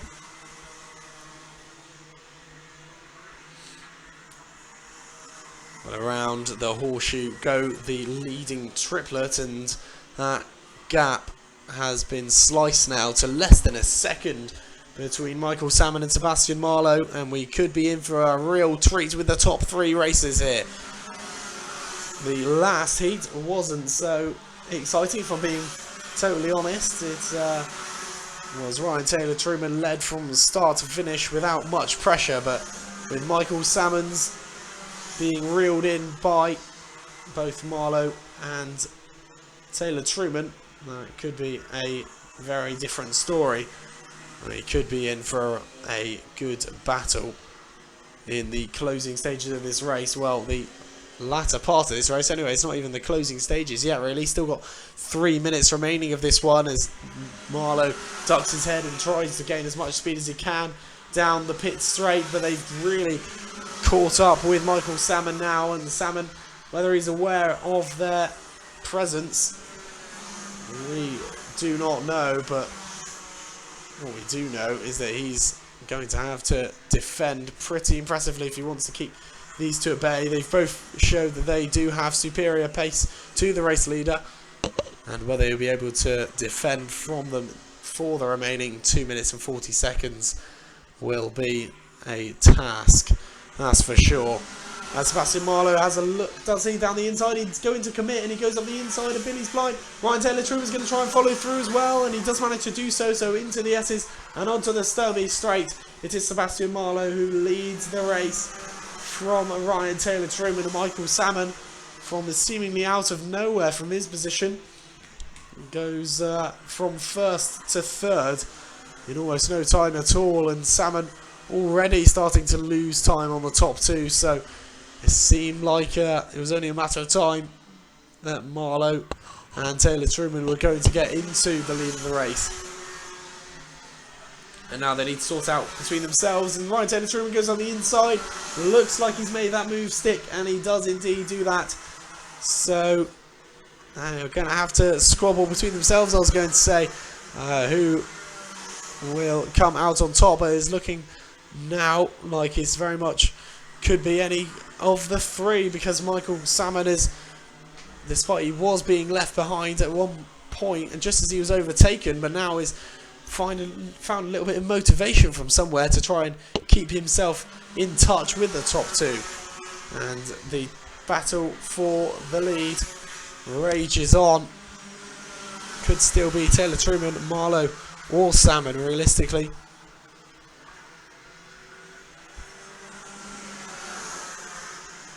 Around the hairpin they go and into the horseshoe now. Into Buttons, blind, and out of the top bend. They make their way towards the start finish line, and as they do come across the line, the order remains the same, of course. Sebastian Marlowe into the lead of the race. Once again, though, he's managed to get past Taylor Truman at Billy's. And with 20 seconds left on the clock, was that the killer pass? Was that the final move? Or will Taylor Truman come back for more? Cannot just dismiss Michael Salmon, of course. He's in third place, but not out of the running for the lead. And he's just holding on in that battle. They go across the line with 6 seconds to go, meaning that they've still got another lap. They're going to have to find a bit of energy from somewhere in order to make that. Taking a very wide line, hoping that he'll get a good exit, presumably, Michael Salmon, and it almost pays off as he has a look around the outside there, but has to switch to the inside. Nothing doing this time, but they'll make their way into the pit straight for the final time, and down towards the start finish line they come to begin their final lap. And it's Sebastian Marlowe who leads the way. Ryan Taylor Truman in second, but he's gone slightly wide as the race leader, and Taylor Truman goes through. So does Michael Salmon. He dives up the inside, and Marlowe has lost 2 positions, similarly to how Michael Salmon did. And it's Taylor Truman who leads the way. Is he going to take 2 wins out of 2? I think he may just be able to do that. Michael Salmon not quite close enough to make a manoeuvre, and Taylor Truman on the last lap, it looks like he's going to be able to take his second win of the day as they exit the top end and down towards the start finish line. The checkered flag is going to go for Ryan Taylor Truman, who wins once again, and Michael Salmon takes second ahead of Sebastian Marlowe. Fourth goes to James Watson, with Brody Trahorn in 5th place, over 4.8 seconds behind Watson. Jake Adams in 6th. 7th goes to Daniel Yates, with Masej Hamera in 8th. 9th will be Daniel Beards, I believe, just ahead of Toby Ellis-Jones, but not by much, just a core of a second, with Charlie Blackman across the line in 11th. After 18 laps, it is Taylor Truman who wins ahead of Michael Salmon, who looked like he was going to be left for dead out of that top 2 battle at one stage, but manages to take a second place ahead of Sebastian Marlowe in the end after an exciting last lap, as Ryan Taylor Truman takes his second win of the day.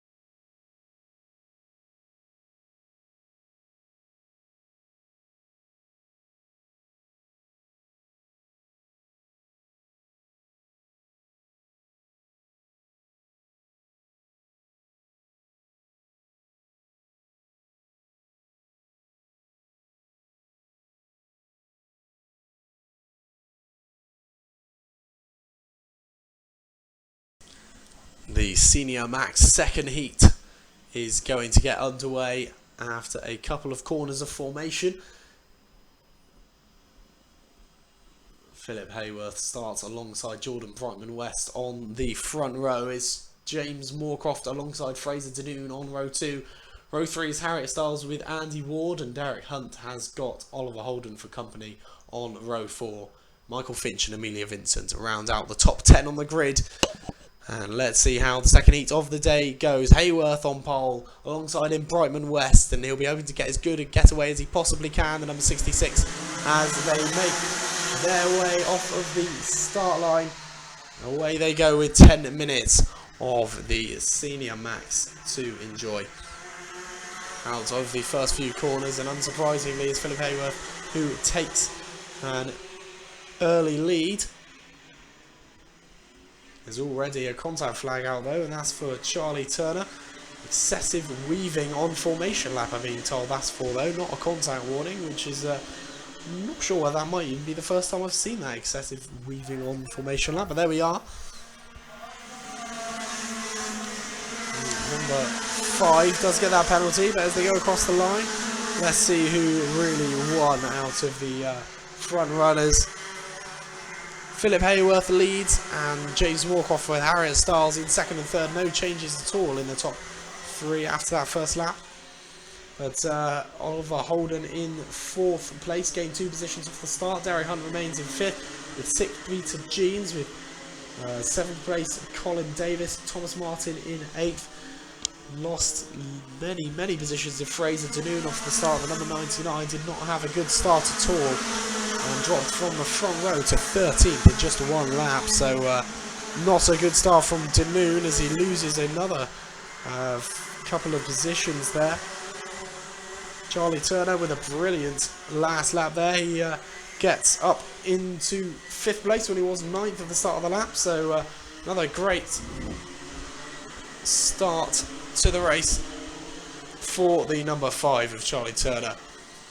Thomas Martin will be looking to try and pick himself up the field as well. The Wessex champion is in 8th at the moment.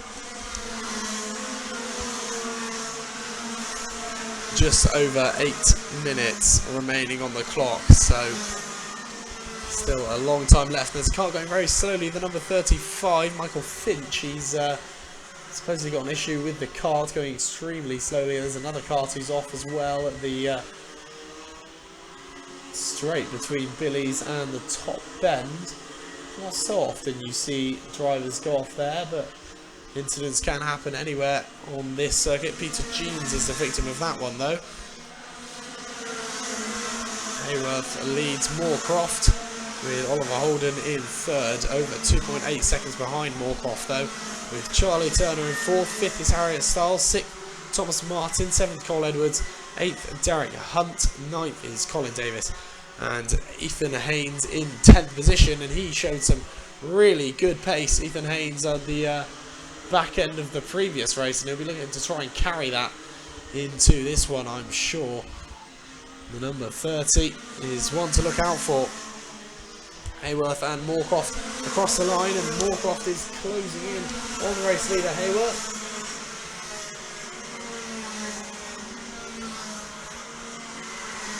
And I mentioned how last time out wasn't the best indication of who's going to really be the ones to beat on pace today, because of some will be on old tyres and some will be on new, but apparently the lifespan of the tyres isn't too great, and now we should be on more even playing ground. Certainly by heat 3 in the final we should have a real indication of who is going to be the ones to beat today. But you suspect already the top few on the track now are going to be the top few come the end of the day.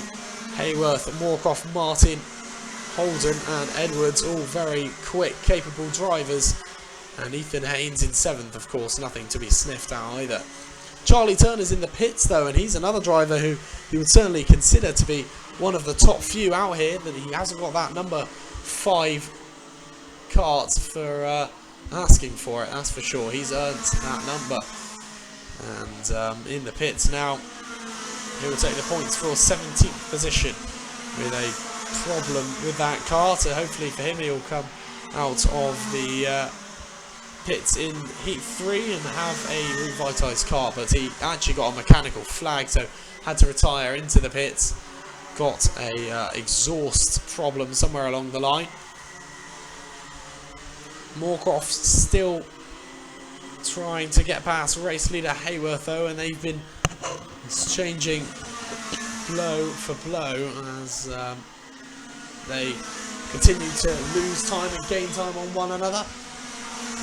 Hayworth versus Moorcroft could be a battle that goes on for the entirety of this race, as we are now approaching the halfway point. Thomas Martin in third place has got Cole Edwards behind him. He's in fourth, with Oliver Holden in fifth place in behind. Sixth, seventh and eighth are all pretty close together. Haynes Davis battling with Harriet Styles. Derek Hunt is a little bit further back. Across the line they come then. No changes in the order after 8th place until 13th. For Harriet Styles and Ethan Haynes did manage to get past Oliver Holden. That's a change for 5th and 6th. So Styles and Haynes both improving on their position. Unfortunately for Oliver Holden, he's a victim of that. Across the start-finish line go the race leaders. Philip Hayworth ahead of James Moorcroft by 0.3 of a second, not much at all.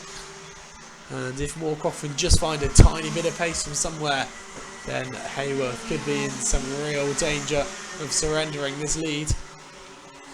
Thomas Martin in third, the Wessex champion. He's got 4th place Cole Edwards for company, not too far behind. With Ethan Haynes over a second down the road, Harriet Styles is in 6th and is just a tiny bit behind Ethan Haynes, so almost nothing between those two. As they do go across the line. 3rd place, Thomas Martin's 3rd place is not guaranteed though. Cole Edwards still trying to reel in the Wessex champion, to no avail at the moment. 3 minutes remain on the clock of the Senior Max second heat.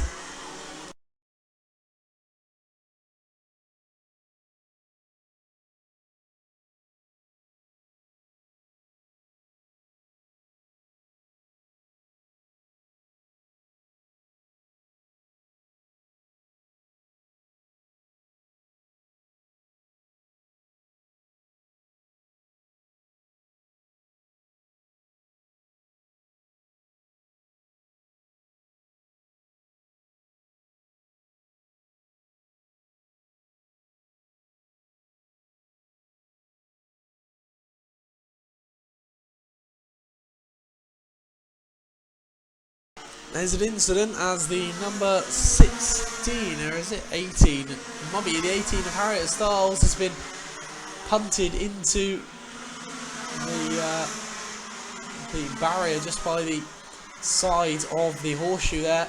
Came into contact with another cart, and unfortunately it looks like it was, in fact it was Ryan Hodge, the number 16, who came into contact and is now seemingly out of the running. Yeah, out of the cart. That cart won't get going again. Just been punted. Wasn't a massively heavy impact with the wall, but does find himself out of the running. And he's the 4th retirement of this race. So started with 19. And now in 15th position, Max Crosby is at the back of the field. Not too far behind Daniel Blackman though, and Amelia Vincent as well. Perhaps Vincent was involved in that incident with Hodge, hence losing a fair amount of time over the last couple of laps. I suspect that with the cause. And just over a minute to go. And Philip Hayworth and James Moorcroft still having a pretty similar battle as to how it has been throughout this race. 3rd place, Thomas Martin is looking more secure with that 3rd, with Cole Edwards coming under increasing pressure from Ethan Haynes, and we know what he was capable of in Heat 1. This second heat, he's proving once again that the number 30 can move, and he's going to have a look at the inside now of the pit straight, and he does manage to do that move, and he gets past Cole Edwards up into 4th position. Oliver Holden and Colin Davis both overtake Harriet Styles, and Styles finds herself down into 8th position. Fraser Danoon is 9th, having recovered somewhat from a pretty atrocious start. Darren Hunt is in 10th still, and trying to get past Danoon. Has been overtaken by Goodburn, the number 12. No, it's actually Alex Tyler. My apologies. So Tyler has found himself up into the top 10 now. Hunt down into 11th. Across the line comes Fraser Tanoon with Alex Tyler and Derek Hunt in 10th and 11th. 12th is Jordan Brightman West. Daniel Blackman will come across the line now on the number 28 to confirm his 13th place status.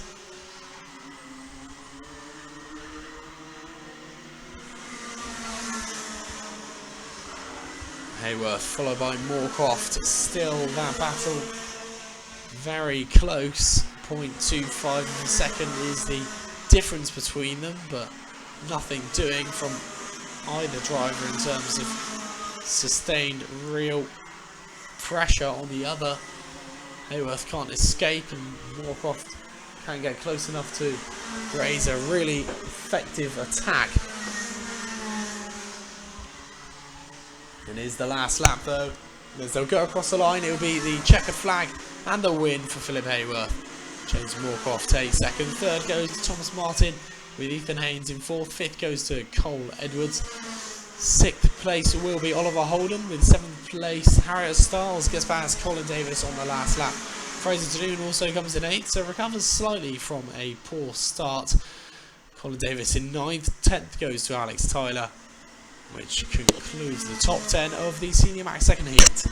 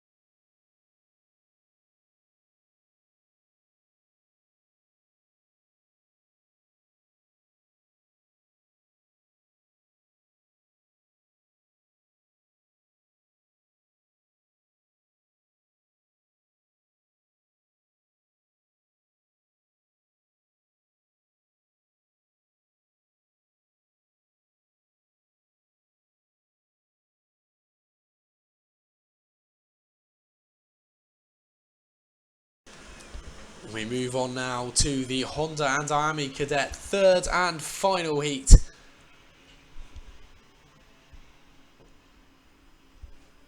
It is Oscar Blanchard who starts on pole alongside Mason Perrin. Holly Woolley and Hugh Moulton are on row 2. Daniel Perrin-Smith and Nicole Sutherland on row 3. Jez Williams and Cameron Ross are on row 4. And James Pope starts in 9th alongside Thomas Kukuro-Umans, who has won both races so far, I believe, the number 86.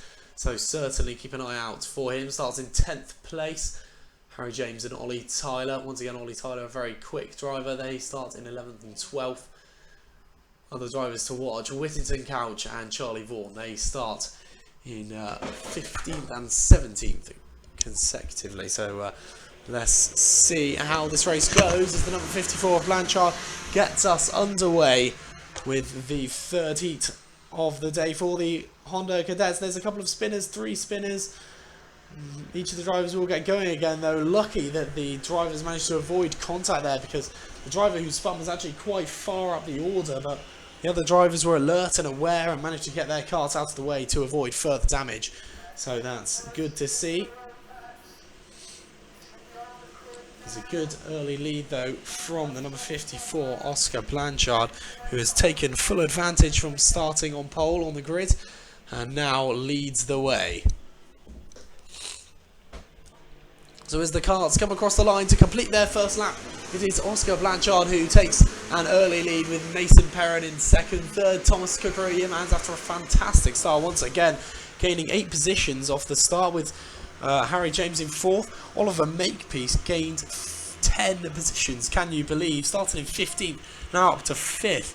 And Whittington Couch as well, he had a fantastic start, gaining 8 to get up into 6th.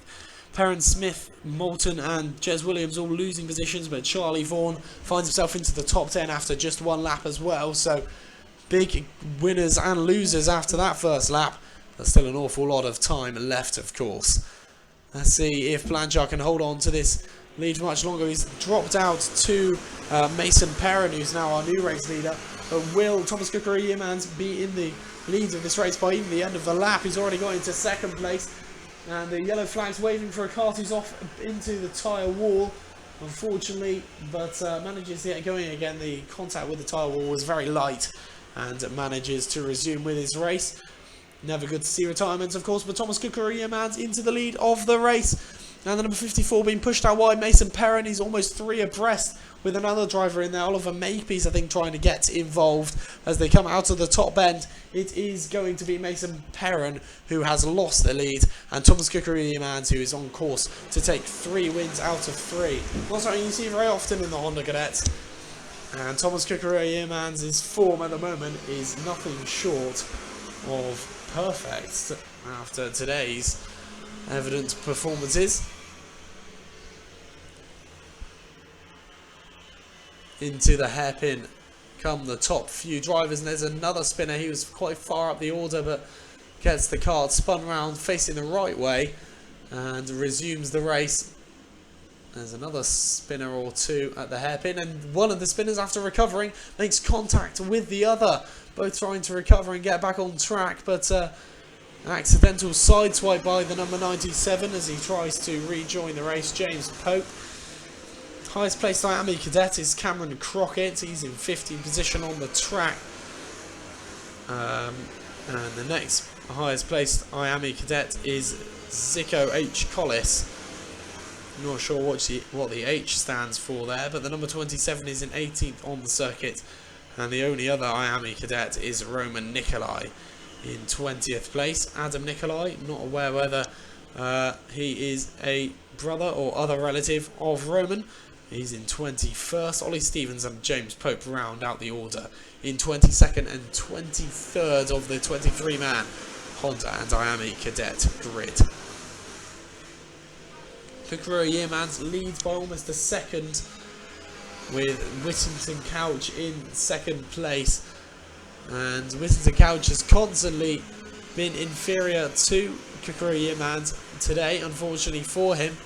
He'll be hoping to try and pull something out of the bag in the final. If things stay as they are, Whittington Couch should take second place on the grid. Of course, each result is provisional in the after they initially do finish the race, so we will see whether there were any penalties, etc. for the drivers, but it does look like it's good so far for Thomas Kukuru-Yeomans and Whittington Couch to finish first and second in almost each of the races so far, and certainly for the final later on, their grid positions will be completely dependent on their results in the heats.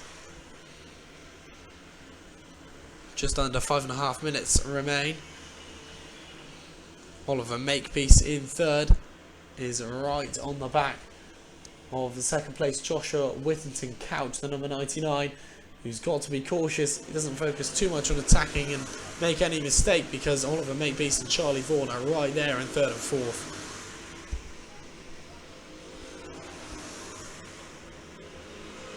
And they exit the S's onto the Sturby straight and down towards the hairpin.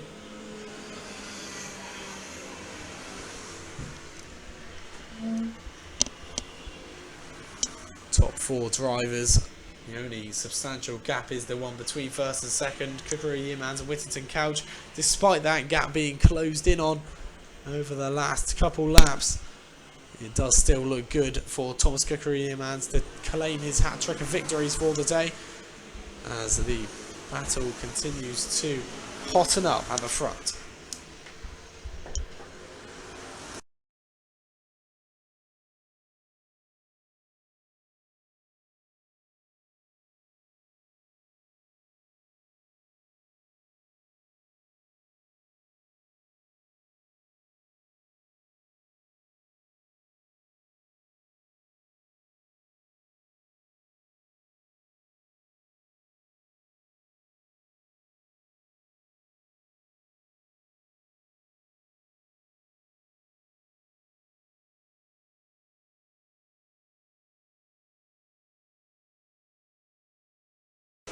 As a change, as Oliver Makepeace has got past Joshua Whittington Couch, and Makepeace into second.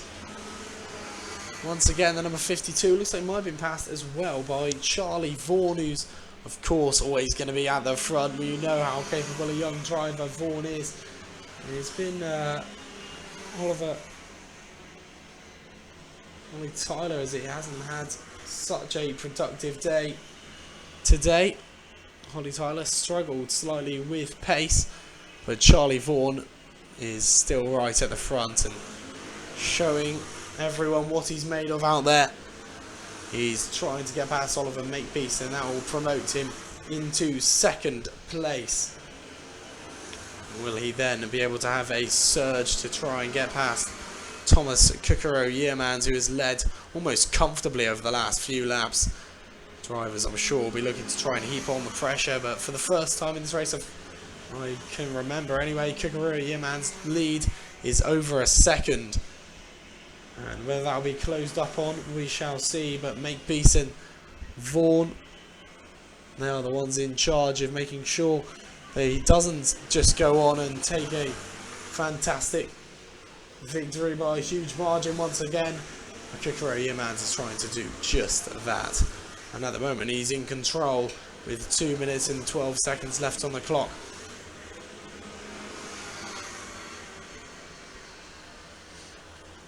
The gap just 0.7 at the end of that previous lap, so closed in on once again.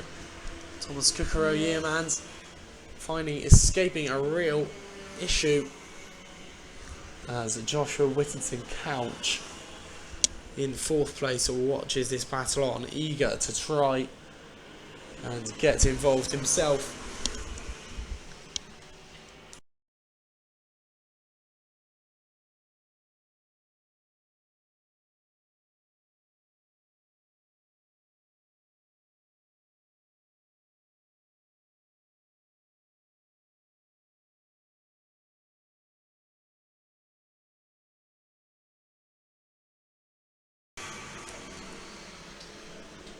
No changes once again this time. Not in the top three, and it looks like that's what it is turning into, a battle between the top three, because Joshua Whittington Couch has dropped off ever so slightly in fourth, and let's see, I predict he's going to be about a second, yeah, there we go, 0.95 of a second behind third place Charlie Vaughan, so he's got a little bit of catching up to do if he wants to get involved in that battle for the top three. But Thomas Kukuro-Yearmans, when it seems he's never had a firm grip on the lead, but he certainly has a less firm grip on it now. He's in the lead, but has got Oliver Makepeace right behind him, and Charlie Vaughan in third is also looking for a piece of the action. So as we approach the final 20 seconds, who is it going to be out of these three drivers? Thomas Kukuro-Yearmans for taking a hat-trick of victories, Oliver Makepeace, who's proving himself in this race and he's always towards the front of the field, or is it going to be Charlie Vaughan, who we know is always a very capable driver here at Clay Pigeon? Is going to be a change in order though, and Thomas Kukuro-Yearmans goes bounding across the grass, wasn't left quite enough room by Oliver Makepeace and Charlie Vaughan, and does have to concede those positions. Also now battling with Joshua Whittington Couch, who runs him out onto the grass, and that's pretty naughty by Joshua Whittington Couch. Thomas Kukuro-Yearmans loses yet another position. Will have grass on his tyres and a lot more time from first to fourth, and a huge amount of time lost in just a few corners.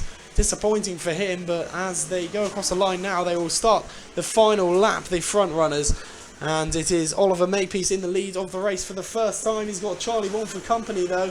And as they make their way out of the S's for the final time, Charlie Vaughan is right on the rear bumper of Makepeace. They're going to have to try and get past the back marker. Let's hope that doesn't cause any issues. But the number 17 trying to get past the race leader, Makepeace. He's trying to keep all doors closed, making sure that Vaughan cannot get past at any opportunity. But around buttons, and Oliver Makepeace on his way to a victory which he'll be very proud of here. Out of the top end come the top two, and as they make their way down towards the start finish line, they're going to try and go side by side, but it is going to be Oliver Makepeace who takes the win, to a round of applause from the supporters to my right hand side. And checker flag does go. Oliver Makepeace takes the win from Charlie Vaughan by just 0.08 of a second. Joshua Whittington Couch takes third, and Thomas Kukuro Yearmans, after a nightmare penultimate lap, concludes his race in third and over a second behind his closest competitor, Whittington Couch. Oscar Blanchard finishes his race in fifth. Sixth goes to Mason Perrin. Cameron Ross in seventh. Eighth, Jez Williams. Harry James in ninth. And Hugh Moulton rounds out the top 10 after a exciting finale to the heats for the cadets.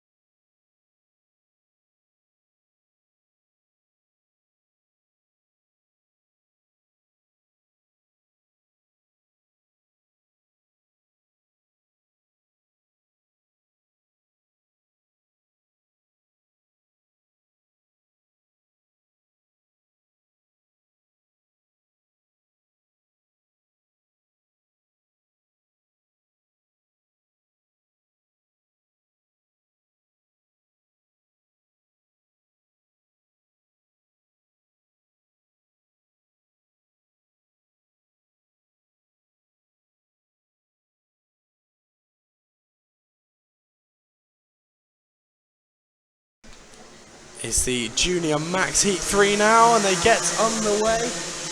On the front row was Michael Pugh and Paige Holden. Let's just see as they come out of the S's for the first time. It looks like it is the number 76 of Michael Pugh, who's got a good getaway, but there is a couple of karts who have come into contact and both off there. Maybe the red flag's being prepared. This driver does look potentially injured. The number 11 of Harvey Thornley is off onto the grass. But let's see if this will potentially be the first red flag incident of the day. There seems to be a significant shunt into the rear bumper of him, and that's probably the reason for, maybe he's winded, but yellow flags waving, so no overtaking into the S's. But as they make their way down the Sturmey Straight once again, it's Michael Pugh who still leads the way, with Paige Holden in second and Oakley Pryor always there in the leading few, and Pryor is in third once again, all over the back of second place Paige Holden. as gingerly the number 11 of Harvey Thornley does get out of the kart and make his way towards safety.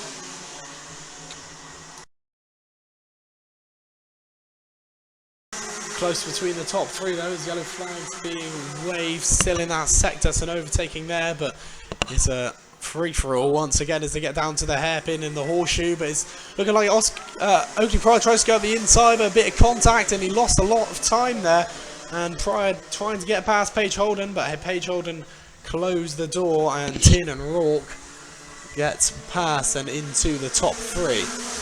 Pryor's got a bit more work to do once again there as he's now in fourth position, but it's Michael Pugh who does still lead the way from pole and hasn't given anything to the other drivers in order for them to get past. So Pugh leads from Paige Holden, and Oakley Pryor goes up the inside now, reclaims third position, and he'll be looking to use the pace which he so often has in order to catch up with the top two once again.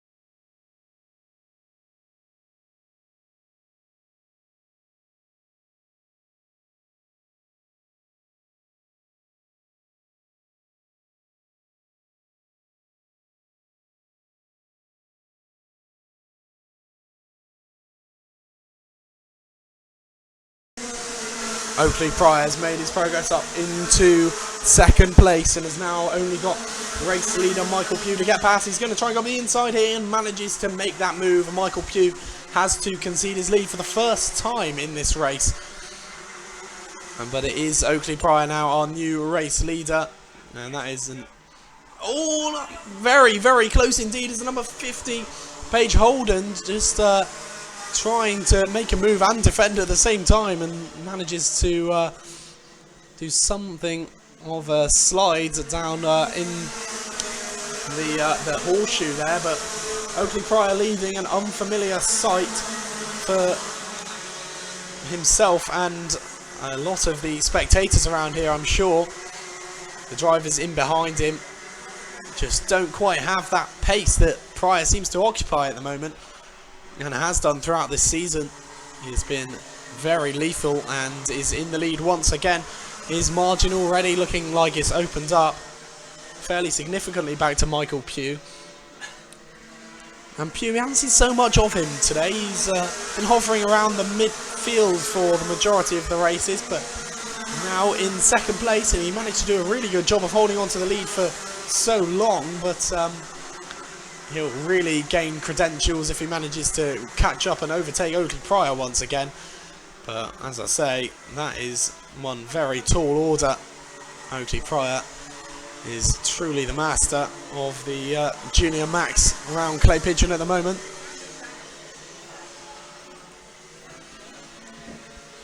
The top few drivers across the line with just over 4 minutes to go.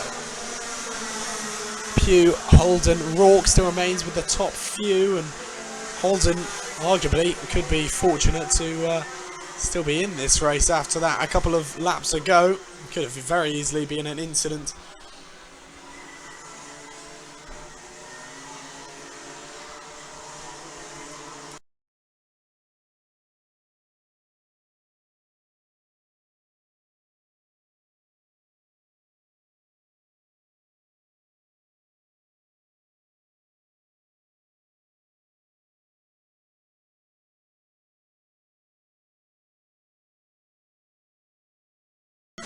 Paige Holden's managed to get that job done though. She's got the inside and overtaken Michael Pugh. Pugh down into the lowest position he's been so far in this race, third, and has still got a potential worry of falling further down the order with Tin and Rourke lurking in fourth place. Imagine though, even if Rourke does overtake, Michael Goodburn is a little bit further back in order to overtake Pugh, but Pugh will still be holding on to that position for now, and will try to regain that position, I'm sure, back with Paige Holden, but Tin and Rourke is arguably more of a threat than Pugh is to second place. Holden, who's just trying to escape from that now and keep that second place, with Oakley Pryor already having disappeared up the road with over 2 seconds his advantage now.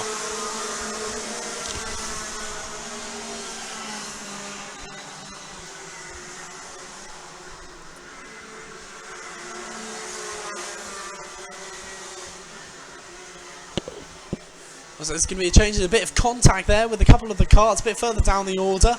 They go side by side. And definite contact. One of the drivers came off significantly worse than the other, and I can tell you who they are when they come past the start-finish line this time by.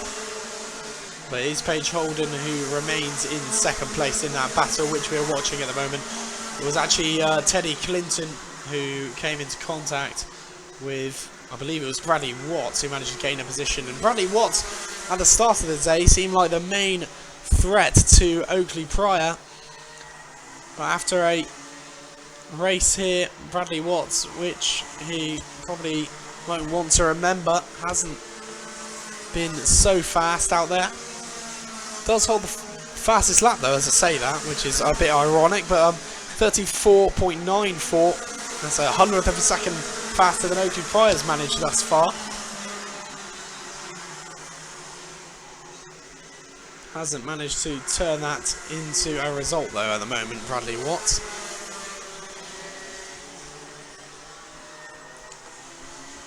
Just under 50 seconds left on the clock, which will conclude the Junior Max race. 177 and 177 Masters are up next.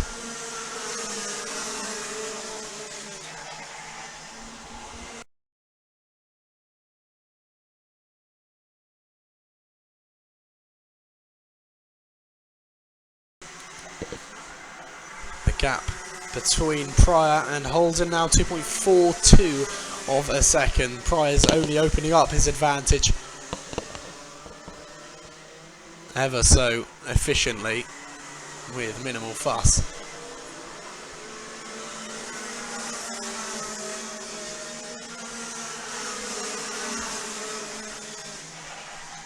Holden, Pugh and Rourke still remain in that battle for second place, but I think that Paige Holden has done enough to secure that second place for now. It is the last lap of the race, and Pugh versus Rourke is the one to watch further up the order. Rourke is getting a bit desperate to try and get into the top 3, but Michael Pugh, I think, will hold on for his first podium finish of the day. I believe it is, anyway. I hope that's not misleading information, but as he goes across the line, the race winner, Oakley Pryor, takes his third win of the day. Paige Holden takes second, third goes to Michael Pugh, with Tin and Rourke in fourth, fifth Bradley Watts, and Michael Goodburn in sixth. Seventh goes to Anki Stenning with James Laby in eighth. Ninth, Sylvain Vessier, and Teddy Clinton rounds out the top 10.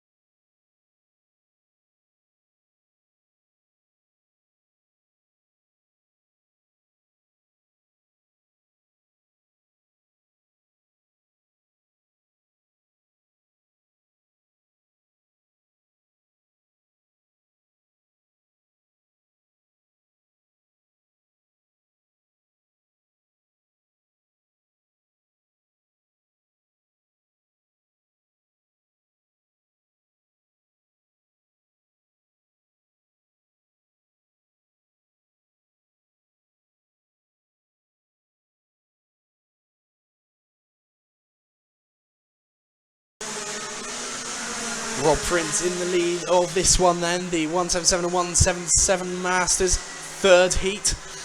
Joe Walmsley and Samuel Dix are the other two drivers in the top three, but Sam Winter is very much hovering on the outskirts of that and trying to find himself, and in fact he might have already got himself into third. He has, so Joe Walmsley dropping out of the top three, and I'm not sure Walmsley has got a top three finish so far today, so he'll be determined to get one here. But Sam Winter, who has constantly been, it seems like the second driver of the day, I think he's got second in both of his races, to different winners, and Winter is just in behind Samuel Dix at the moment, who claimed third last time out. But race leader Rob Prince is having no problems at all at the moment. The number 56, he's in the lead, 55, sorry, in the lead by 1.77 of a second. And no issues as of so far. Not been such a plain sailing race though for Steve Nash after a win in Heat 1 in 11th position out of 12 at the moment, and struggling with that kart a little bit more than he has done throughout the day. Maybe it was the new tyres effect in Heat 1. The performance of the new tyres is almost eradicated come the end of the day. The difference in which it might achieve, but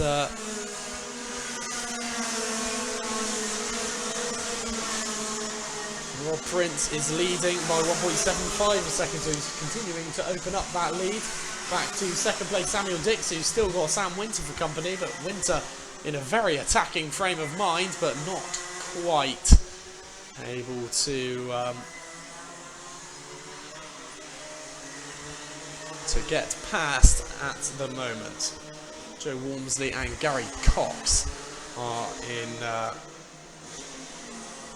4th and 5th positions, and it looks like there might be a change there soon, because Gary Cox, who we know is a quick driver, and he has been throughout the day, pretty consistently fast, and he could well be on his way past the number 33 at any given moment over the next few laps. Dean Mann has just trying to get past Simon Gover there. Mann holding on to 7th place at the moment, but there could be a change as he is reeling in the 78 of Gover. But any of the top 7 you see as potential winners for later on, certainly. They've all shown glimpses of real pace.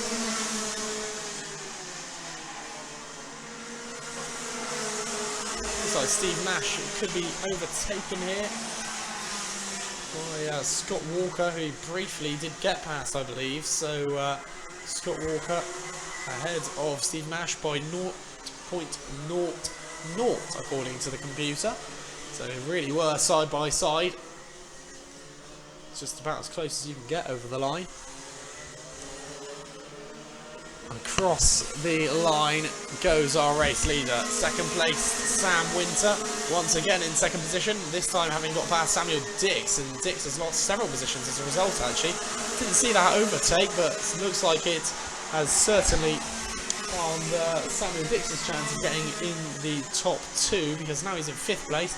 Gary Cox and Joe Walmsley are both promoted into 3rd and 4th, but Simon Gover, the number 78, has lost several positions, and I heard a definite tile squeal just now, so whether that was perhaps Simon Gover, not totally sure, but just missed those incidents unfortunately. It looks like Simon Gover in 12th place might struggle to get back any higher than 12th. There's 3 minutes remaining, and it's a pretty tight race out here. In terms of pace, there's no one who's absolutely destroying everyone else on pace alone. Gary Cox has set the fastest lap, a 35.5. He's in 3rd place at the moment. Gary Cox just behind Sam Winter and Rob Prince. Well, just behind Sam Winter. Rob Prince is still over 1.7 seconds up the road. Cox now having got past Sam Winter, so Winter was in 2nd place for just a few laps. Already that's been taken from him, and this time it's Gary Cox who's that driver not Samuel Dix.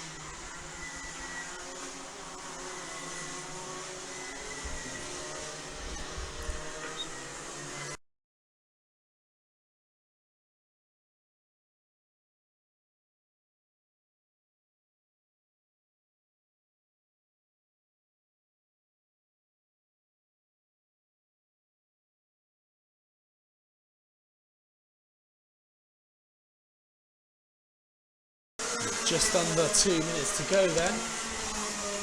Rob Prince remains in the lead, but his lead not so much, 1.13 of a second, and perhaps that will give motivation to both Gary Cox and Sam Winter to really push on. They'll see that gap closing, and there's nothing you want to see more as a racing driver than the kart in front of you getting closer, and that is a very satisfying feeling. Obviously, I've done a bit of karting myself.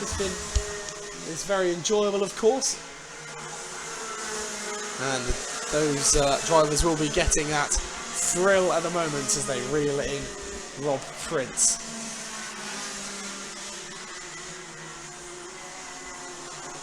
And Prince's lead has been absolutely eradicated. Lightning quick speed by Gary Cox. He's got so much more pace than Rob Prince at this stage in the race. And the race leader, Rob Prince, who you'd almost taken for granted he was just going to go ahead and win this one, suddenly is under a lot of pressure from Gary Cox. And could Cox get ahead of Prince before the end of this race? Well, he certainly can, but will he? First and second separated by almost nothing as Sam Winters looking to try and join the fray in third place at the moment, but just about Rob Prince holding on to that lead at the moment, with Gary Cox just in behind, but there's not long left now, only just under 20 seconds, meaning this will be the penultimate lap of the race. And Gary Cox has got approximately 10 corners to create an opportunity to get past the race leader Rob Prince, who has been hunting down for the last few laps now. Rob Prince will be so determined to not give it up. And as the two exit the top end down towards the start-finish line, this is the last lap now for the front runners. And Gary Cox has a look around the outside, not going to be able to do that there, and that actually costs him a little bit of time, so Rob Prince has a little bit of tiny bit of breathing space. Down stone straight for the final time, and is he going to create an opportunity? No, he cannot, because there's a yellow flag being waved for the back marker. But there is going to be, no, not quite, closes the door, does Rob Prince, and Sam Winters right in there now as well. The time that is being lost by the front two, by their defending and attacking strategies, but as now they move towards this finish line, it is going to be Rob Prince who takes the win. He managed to hold on, and Gary Cox has the settle for second place. Sam Walker takes third, fourth goes to Joe Walmsley, Dean Mann in fifth, in the end having got past both Samuel Dix and, well, it wasn't Ian Brown, it's Simon Gover, but of course Gover had that incident quite a few laps ago and had to retire on lap 10, sorry. So Samuel Dix finished in 6th place, 7th place Ian Brown, 8th Steve Nash after a bit of a recovery, fairly poor start to the race. Rob Walker in 9th, 10th Martin Howell, Scott Walker and Simon Gover unfortunately didn't quite make it to the finish line, but let's hope all 12 can be on and competitive in the final, which we will see later on in race number 18. So we move on now to race number 14, and it is the penultimate heat of the day. It is the Minimax.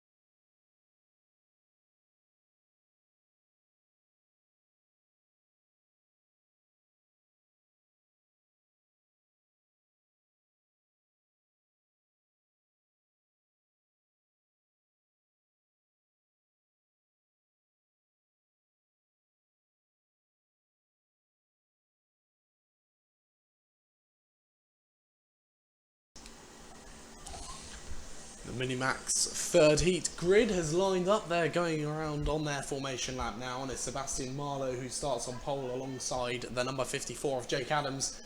Maciej Hamera starts alongside Charlie Blackman, with Michael Salmon and Toby Ehlers-Jones on row 3.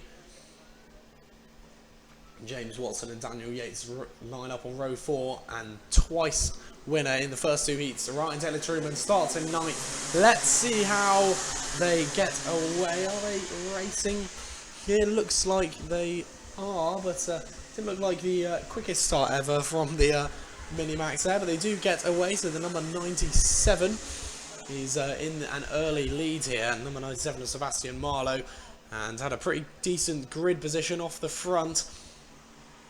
Has absolutely made the most of it in the lead of the race now. Once again, to those of you on the stream, apologies if I do stop every now and again. Most likely is there's a announcement over the club speakers, hence I cannot speak, as I speak through not only the stream's microphone but also the mic for the circuit as well. A bit of an explanation for you there.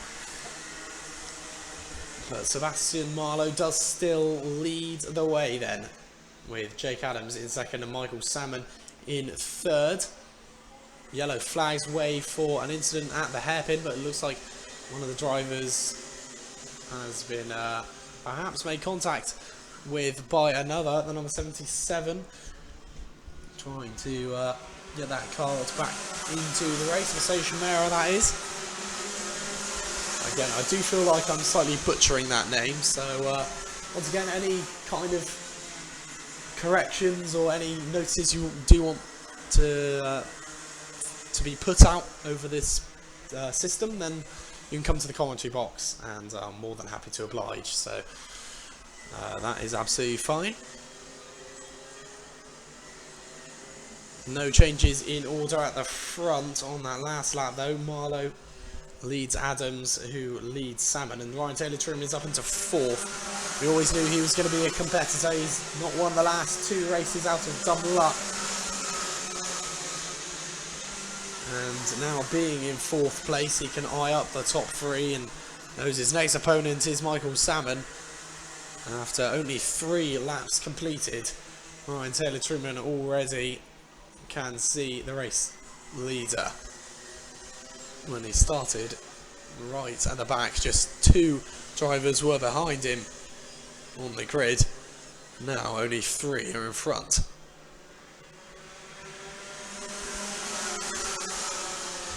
Marlowe does lead though after a good start from the 97, and he's managed to maintain a decent race so far, but hasn't had perhaps such the escape which he would have been maybe wanting. He's got a 0.34 of an advantage at the moment. It's certainly not a lot to go off, and in fact that lead was closed by 0.17 of a second on the previous lap, but there's 4 drivers who are still very much within with a shout, sorry I should say, of taking the race lead.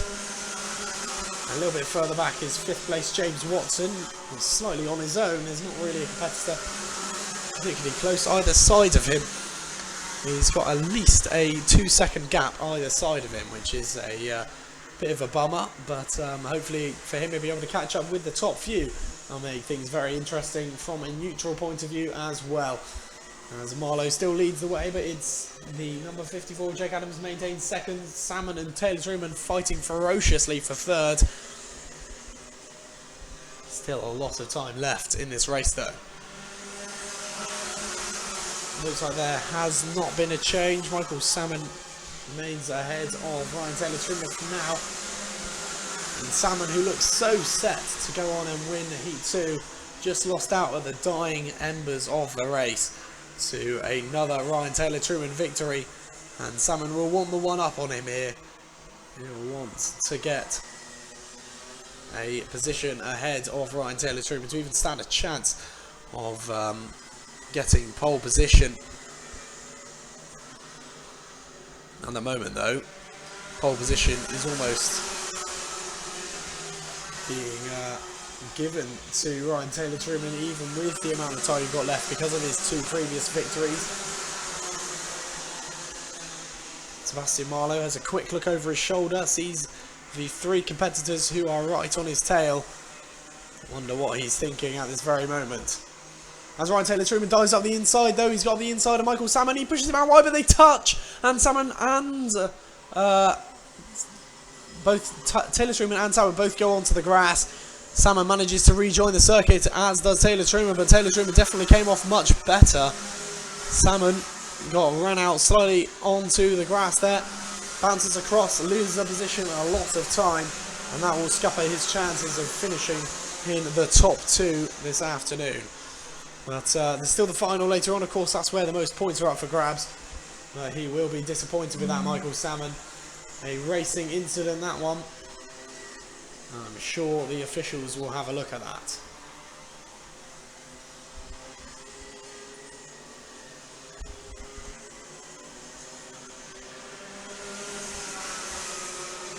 Sebastian Marlowe and Jake Adams are the top 2 then, and they've been given a bit of space to battle their own battle without any involvement from another 2 karts in behind. Taylor-Truman having lost a fair amount of time because of that incident, and he's got James Watson for company now, though.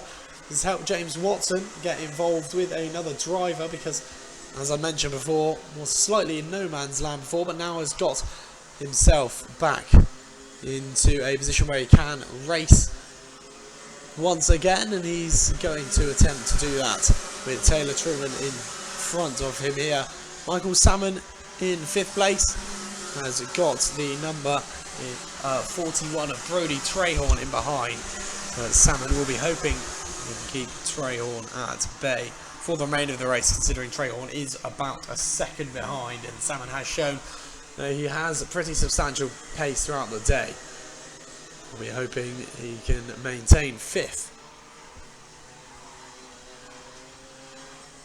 With 6 minutes and 40 seconds gone.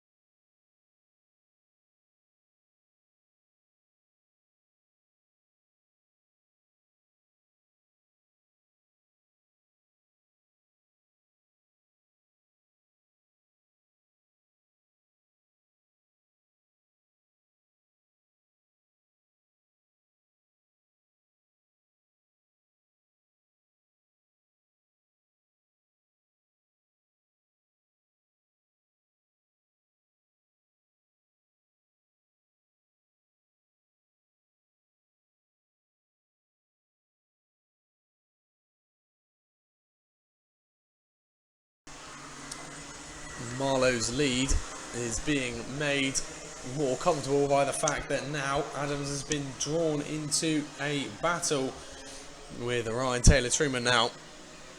Taylor-Truman is looking more unlikely he's going to get his 3rd win of the day in this race, but he might still get a 2nd place after an incident a few laps ago which seemed to have cost him a place in the top 2. It's very much on again. He's managed to reel in Jake Adams very well. The pace he has shown today has been very impressive. And Ryan Taylor-Truman now on the back of Jake Adams. And if he gets past, that's 2 wins and a 2nd place, which is nearly perfect. And it will definitely earn him a pole position later on.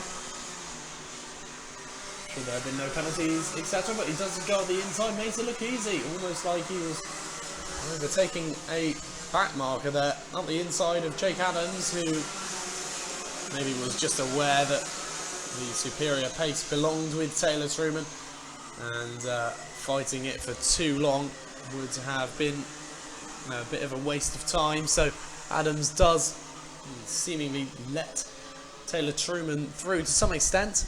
Taylor Truman is up in second place, and will there be enough time for him to go on and actually throw for the race lead once again?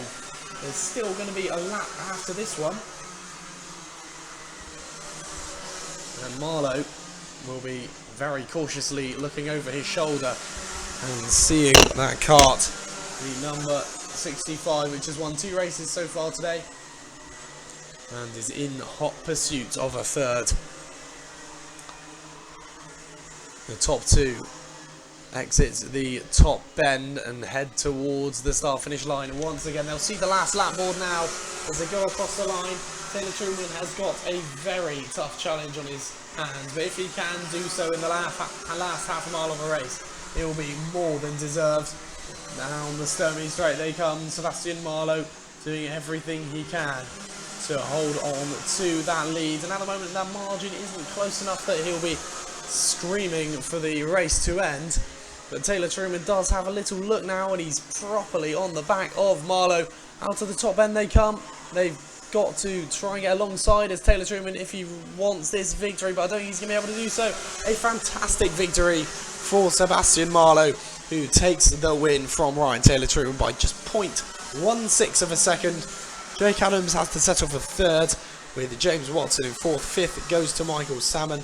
Sixth belongs to Brody Trahorn, with Daniel Yates in seventh, and eighth goes to Masay Shamera.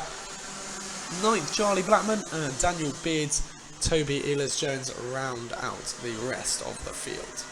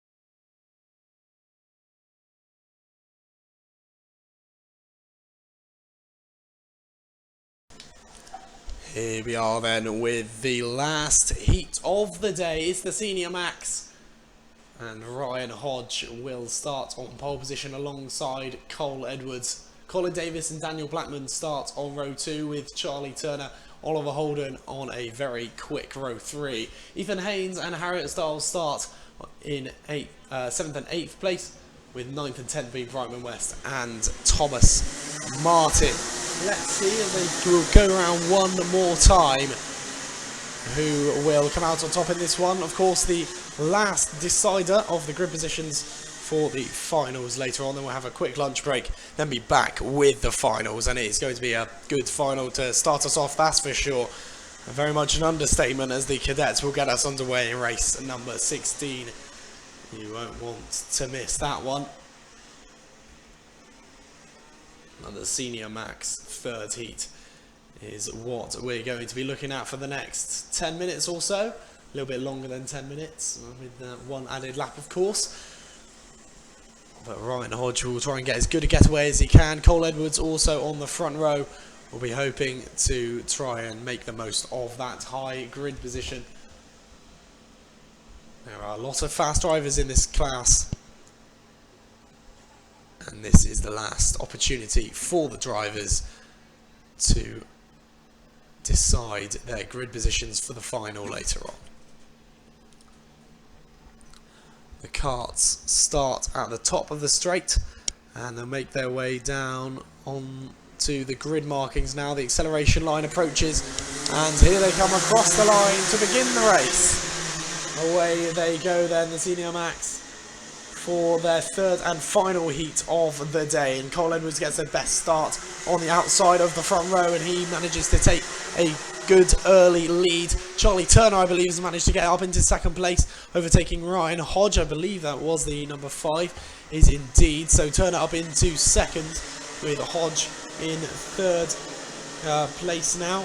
Colin Davis also there or thereabouts, number 71.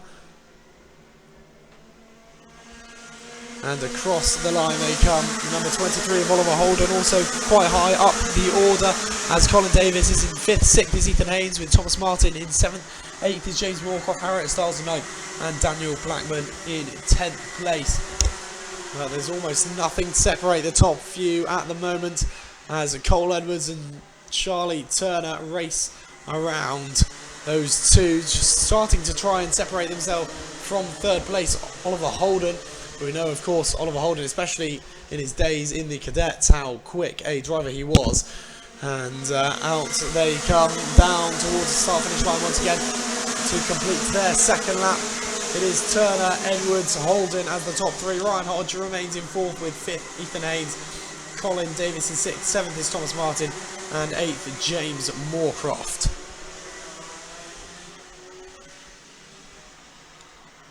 Round the horseshoe go the leading couple, and Holden and Hodge remain in 3rd and 4th, I believe, unless Hodge has lost a couple of positions. It's actually Ethan Haynes who's up there in that position. So the number 30 of Ethan Haynes is found to pace from somewhere, has a look on the inside, but cannot manage to make that move there, unfortunately for him. Harriet Styles has lost many positions and has dropped all the way down to 11th place, unfortunately for him. And Ryan Hodge has dropped into 10th place, so he's also had not the best lap there. But as the Senior Max snake their way around once again, there's absolutely no telling of who's going to go on and take the results in this one. They're all so close in terms of pace and ability, especially the front few drivers. Charlie Turner leads by 0.67 of a second back to Cole Edwards. Third place Ethan Haynes is 1.16 seconds behind the number 11, who's occupying second place. Oliver Holden remains in 4th with 5th place. Thomas Martin, who looks like he might have actually just found himself up into 4th, with Oliver Holden dropping out of the top 5 for the first time in this race. Down towards the start-finish line come the top 3 drivers.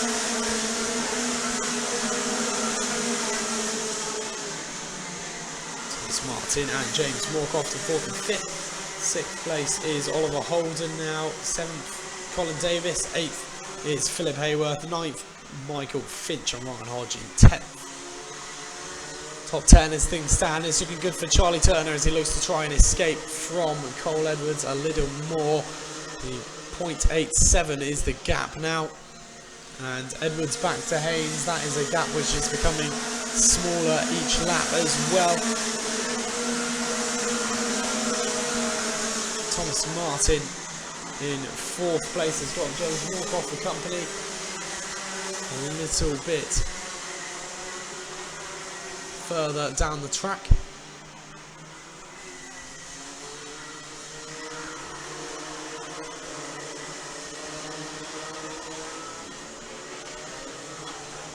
And there's a big incident here with a kart mounting on top of another one. The number 18, he's managed to get his kart latched on top of another driver's house, 18 and 16. Is that Ryan Hodge and Harriet Styles? I believe it might be.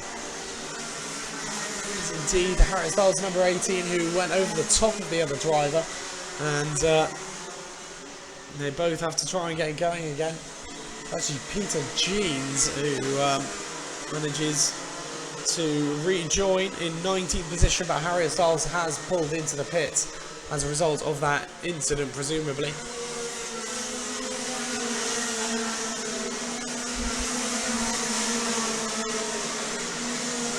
Charlie Turner with a good lead at the moment though. Cole Edwards remains in second place but is being hunted by Ethan Haynes, who's looking at that second place and thinking about how he can get yet another second place. I would imagine he managed to do so in the first heat, and we're looking to try and replicate that here. Charlie Turner might be a little bit further up the road for him to realistically think about mounting a victory challenge. But it's not impossible for him to think about second as now he goes up the inside of Cole Edwards and has second place. So Thomas Martin in fourth, on looking at the situation and seeing if he too can find himself into the top three before this race is out. Cole Edwards will be determined to hold on to third for now.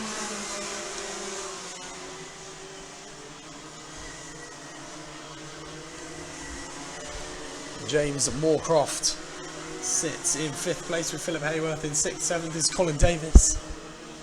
Then there's a bit of a gap back to Oliver Holden, only 0.85 mind you. There's nothing between Oliver Holden and Michael Finch, who are racing ferociously. Those two, but Hayworth versus Moorcroft versus Davis is a good squabble for fifth place. Really though, for focus on the battle for second, it looks like Charlie Turner has managed to escape fairly well with the race lead, but Haynes has not managed to truly rid of Cole Edwards, having overtaken him a couple of laps before. And Cole Edwards has got Thomas Martin all over his rear bumper, who's looking to try and claim his third.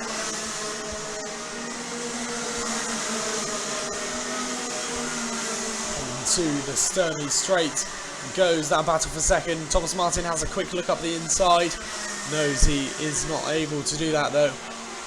Cole Edwards in third, looking to try and hold off the Wessex champion.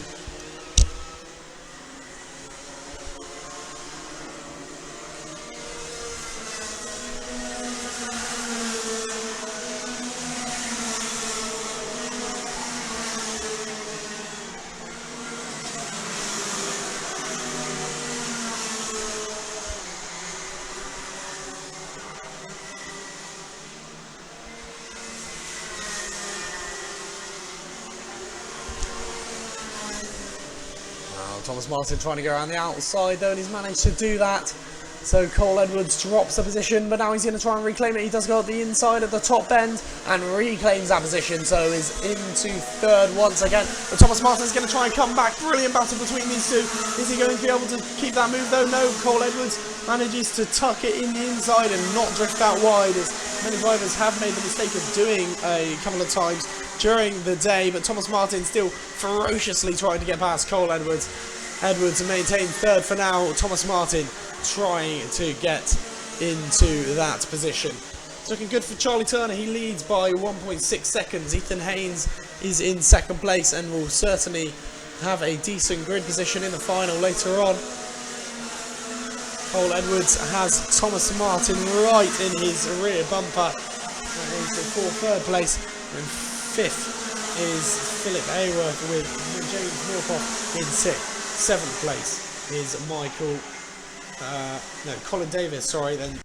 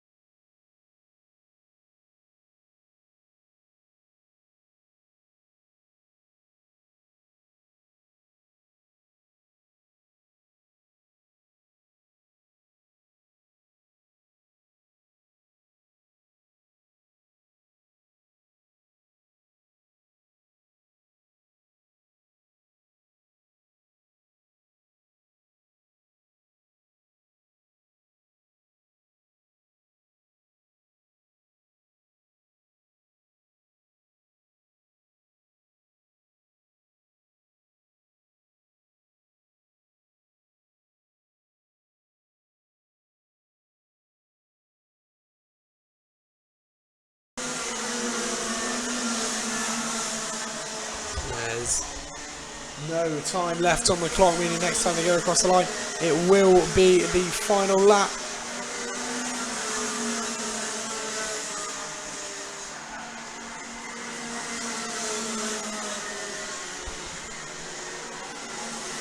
Charlie Turner on his way to his first victory of the day, the number 5, as he comes across the line now, and he'll see the last lap board. Second place, Ethan Haynes. He is ahead of Thomas Martin by 1.89 of a second, so Martin certainly won't be able to improve on his position of third. He may still lose it to Edwards, though. He's only 0.4 down the track, but Martin's looking good for that third place at the moment. Cole Edwards sits in 4th, 5th is Philip Hayworth with James Moorcroft in 6th place. 7th belongs to Colin Davis still, with Michael Finch and Oliver Holden still battling out. Finch in 8th, 9th is Oliver Holden and Alex Tyler in 10th. But across the line, Charlie Turner takes his first win of the day ahead of Ethan Haynes, who takes 2nd. 3rd goes to Thomas Martin. Cole Edwards 4th, 5th Philip Hayworth with James Moorcroft in 6th place. Colin Davis takes 7th ahead of 8th place Michael Finch. 9th goes to Oliver Holden, 10th Alex Tyler, 11th Fraser Danoon. Andy Ward in 12th, 13th goes to Derek Hunt with Ryan Hodge in 14th position. The pole sitter, of course. Daniel Blackman 15th place, Jordan Bryman West 16th, 17th Max Crosby with Amelia Vincent in 18th. Peter Jeans retired after 8 laps, and Harriet Styles only managed 6.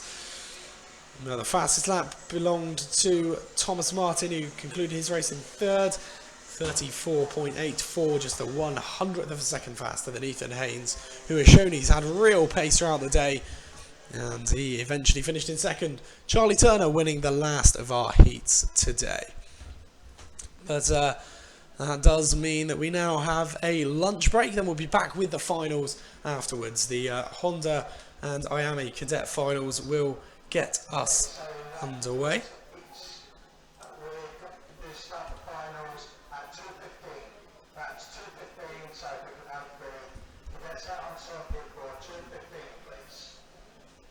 Well, I've just heard over the stream there, but we will be back at 2:15. And we'll be back underway with the cadets race number 16. Hopefully it'll be a good one. I hope you join me then, and thank you for listening.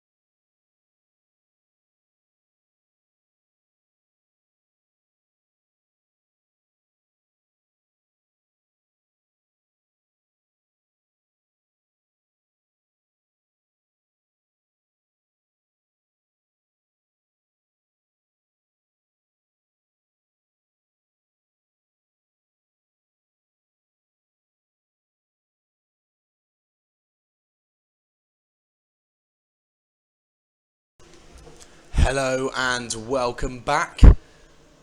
We have 5 finals for you this afternoon, and we will start with the cadets. It's Thomas Yearmans who starts on pole alongside Oliver Makepeace. They'll go around one more time, so that gives me an opportunity to read out the grids for you. Charlie Vaughan starts on row 2 alongside Oscar Blanchard, with Joshua Whittington Couch starting on row 3 alongside Daniel Perrin-Smith. Jez Williams starts alongside Mikai Sin and Cameron Ross, with Ollie Tyler to his left-hand side. Rounding out the top 10, Mason Perrin, Ollie Stevens, Harry James, Hugh Moulton and Harry Reynolds make up 10th to 15th. Nicole Sutherland, Kieran Roberts, Adam Nicolai, Holly Woolley, James Pope, Cameron Crockett, Roman Nicolai and Zico H. Collis make up the rest of the grid. We'll be away shortly. 14 minutes plus a lap. The fitness of these drivers is really going to come into play in the latter stages of this race, and hopefully it will be an exciting one as we look to get underway with the cadets. The Honda and the AMI cadet final. Looks like they've started accelerating quite a bit before the acceleration line, and that is why they're being told to go around one more time, so we're not quite going to get underway yet, but hopefully we can.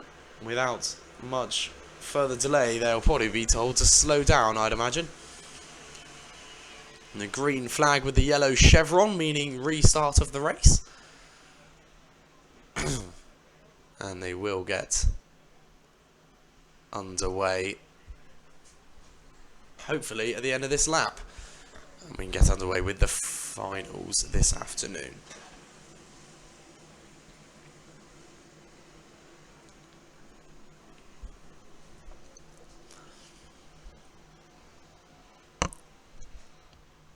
Here come the drivers then, all 20 Honda cadets and the 3 Miami cadets tagged onto the back of the field. Who will be the victor here? And off they go once again. Told to slow down a bit more, but they'll go this time. And we have 14 minutes, plus that one lap, of course, of the Honda and Miami cadets to enjoy.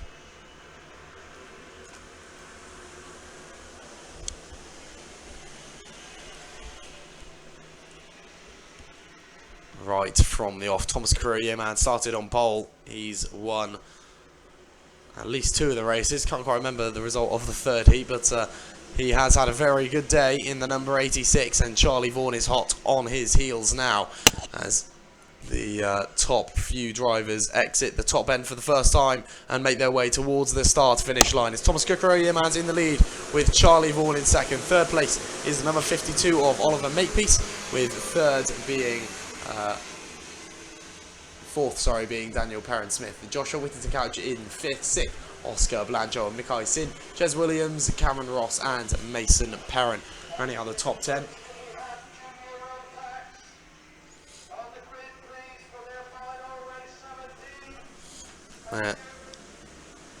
Looks to be a black and orange flag. As for James Pope, unfortunately, he's getting the mechanical flag, meaning he'll have to come into the pit. We'll have potentially time to repair that, but almost definitely going to put him at the back and will finish last in this race. So that's unfortunate for James Pope. Was 22nd in the race, though, so now surely we'll pull into the pits at the end of this lap. I believe it's the chain guard I just saw briefly, so that is unfortunate for James Pope. Early finish to the race potentially for him. But at the front of the field, meanwhile, is Charlie Vaughan, who has taken the lead, and Thomas Yearmans in second place. Not very often today that the number 86 has been passed, but that has happened in the earlier stages of this final then. As Charlie Vaughan takes the lead just a few laps in, about to complete the 3rd lap now, and the number 17 is on course for the race leader once more. That black and orange flag being showed once again to Pope. Yearmans still all over the back of Charlie Vaughan. As Oliver Makepeace in 3rd, Daniel Perrin-Smith in 4th, 5th is Joshua Whittington Couch, who I believe received a penalty as a result of an incident earlier on in the day, hence he's not started a bit further up the field, as he has had a very productive day in terms of results. Oscar Blanchard in 6th, 7th, Mikai Sin, with Cameron Ross, Jez Williams in 8th and 9th, Mason Perrin rounding out the top 10 as things stand. And no changes in terms of the top 3 at least over the line.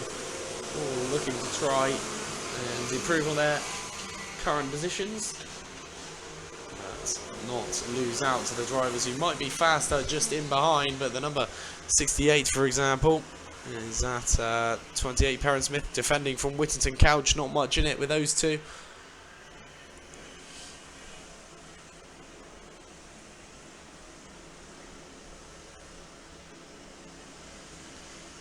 Few battles going on around the field. The fastest lap of these early stages set on the previous lap was a 41.44, set by Oliver Makepeace, third place kart at the moment, so perhaps that can inspire him to move on and try and really get involved with the battle for the top position out there. And there's another mechanical flag being shown for James Pope, who's obviously not quite getting the memo here. Kukuru Yemans remains in second for now. Charlie Vaughan in the lead of the race. Oliver Makepeace in third, trying to catch up with the battle for the lead, which was separated by just 0.08 of a second last time by. Across the line they go. Can't imagine the difference is going to be that much different. 0.06. We are closed in by 0.02 of a second. Nothing in it between the top two. And now we get to see what Kukuru Yemans is really made of. Swarming all over the rear bumper of Charlie Vaughan. And we've only just got a third of the way through the race.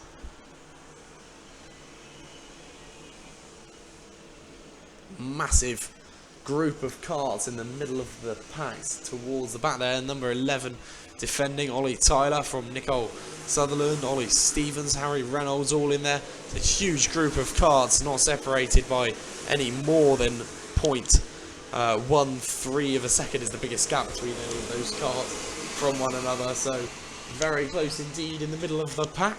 And several other groups fighting around the circuit. There's a decent battle going on for fourth indeed, with Daniel Perrin-Smith, who's having to defend from Joshua Whittington Couch pretty heavily. The number 99 is trying to improve on his current position of fifth and perhaps even work his way towards a podium position. But at the moment it's looking good for the current top 3 to scoop up the top 3, as they have got such a massive margin, over 2.7 seconds back to Daniel Perrin-Smith, who is in fourth place.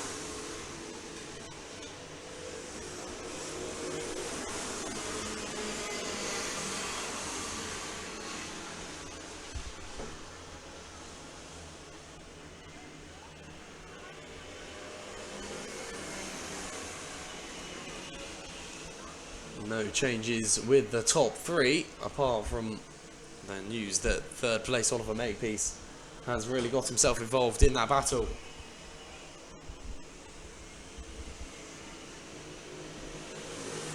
Kukuru Yemans still all over the rear bumper of Charlie Vaughan, who will very much be aware of the number 86's presence.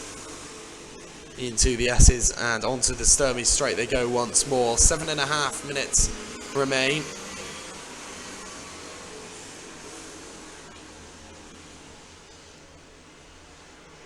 Charlie Vaughan forced to take a bit of defensive measures, but Oliver Makepeace goes up the inside, and that means that Thomas Kukuru Yemans has to surrender that position, and he's now into third place.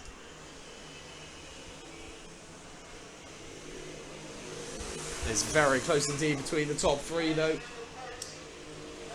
as they made their way around Billy's once more. And now towards the S's and onto the Sturmey straight once more for the 11th time in this race. And we're only just over halfway through.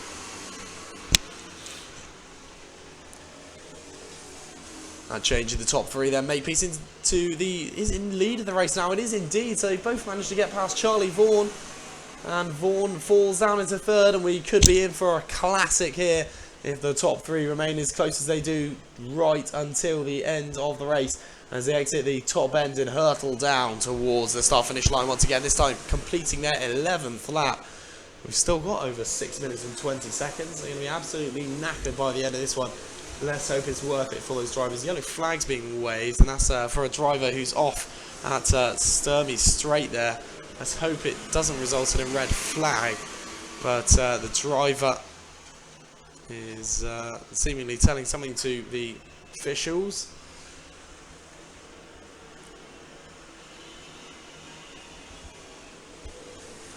Number 89 of Mackay Sin becoming under increasing pressure from Joshua Whittington Couch. He's been in 5th for almost the entirety of the race, but is trying to improve upon that position. Charlie Vaughan has lost a fair amount of time since being overtaken by both Makepeace and Kukuro Yeomans, and has had to fall back a little bit despite being in 3rd place. Hasn't been able to take advantage of having that slipstream that the other two would have granted him.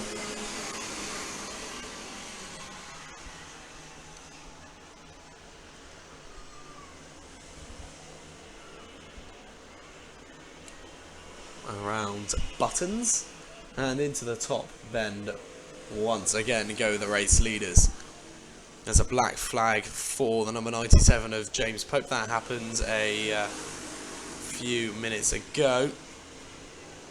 Into the pits he went, obviously disqualified for not pulling into the pits after being shown a black and orange flag a subsequent number of times. There's a few cars in the pits actually. Nicole Sutherland, Ollie Tyler and Zico H. Collis join James Pope in the pit lane, meaning 19 cars still running out there on the circuit, and only 18 of them are actually on the same lap, I believe.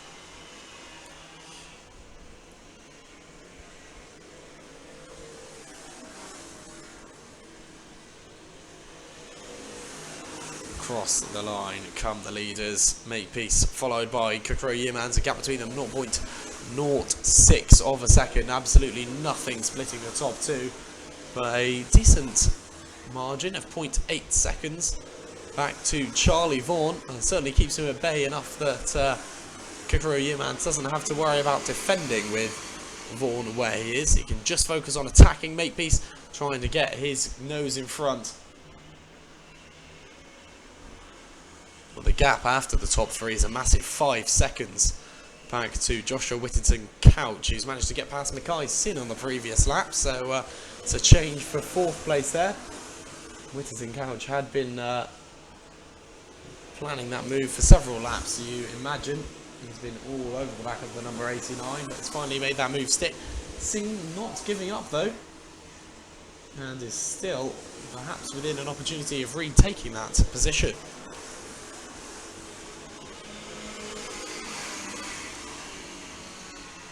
The gap non-existent between the top two, 0.06 of a second. It's been consistently like that over the last few laps. Makepeace cannot escape, and Thomas Kukuro Yeomans perhaps biding his time until the last few opportunities where there's no coming back for Oliver Makepeace. Blue flags out for Holly Woolley, I believe it is. Just got to make sure she gets out of the way of the race leaders and doesn't earn herself a penalty. No issues there. As Kukuro Yeomans perhaps having a look at Oliver Makepeace's lead and thinks, is there any gap there? Any opportunity for me to try and get past? Trying to carve any opportunity possibly can in order to get into the race lead and take the checkered flag. It would be a very fantastic result for Thomas Kukuro Yeomans if he could get the win here. That'll make it, I believe, 3 wins out of 4 today. So, very successful day at the office for the number 86, but we'll put a slight down on it if he maybe does finish second here, despite second still being in a fantastic position, of course. I think his own personal objective, he would have been hoping from pole, he go on and win. It's never nice to lose positions from where you are on the grid, and Thomas Kukuro Yeomans will be looking to try and get past Makepeace before the time is out, of which there are just over 1.5 minutes remaining. Charlie Vaughan has fell behind a little bit more. 1.83 seconds behind Thomas Kukro Yearmans now is Charlie Vaughan. And over 5.4 seconds behind him, Mikai Sin, who's managed to get back past Joshua Whittington Couch. Those two still fighting to try and get the honour of being the highest placed kart outside of the top three.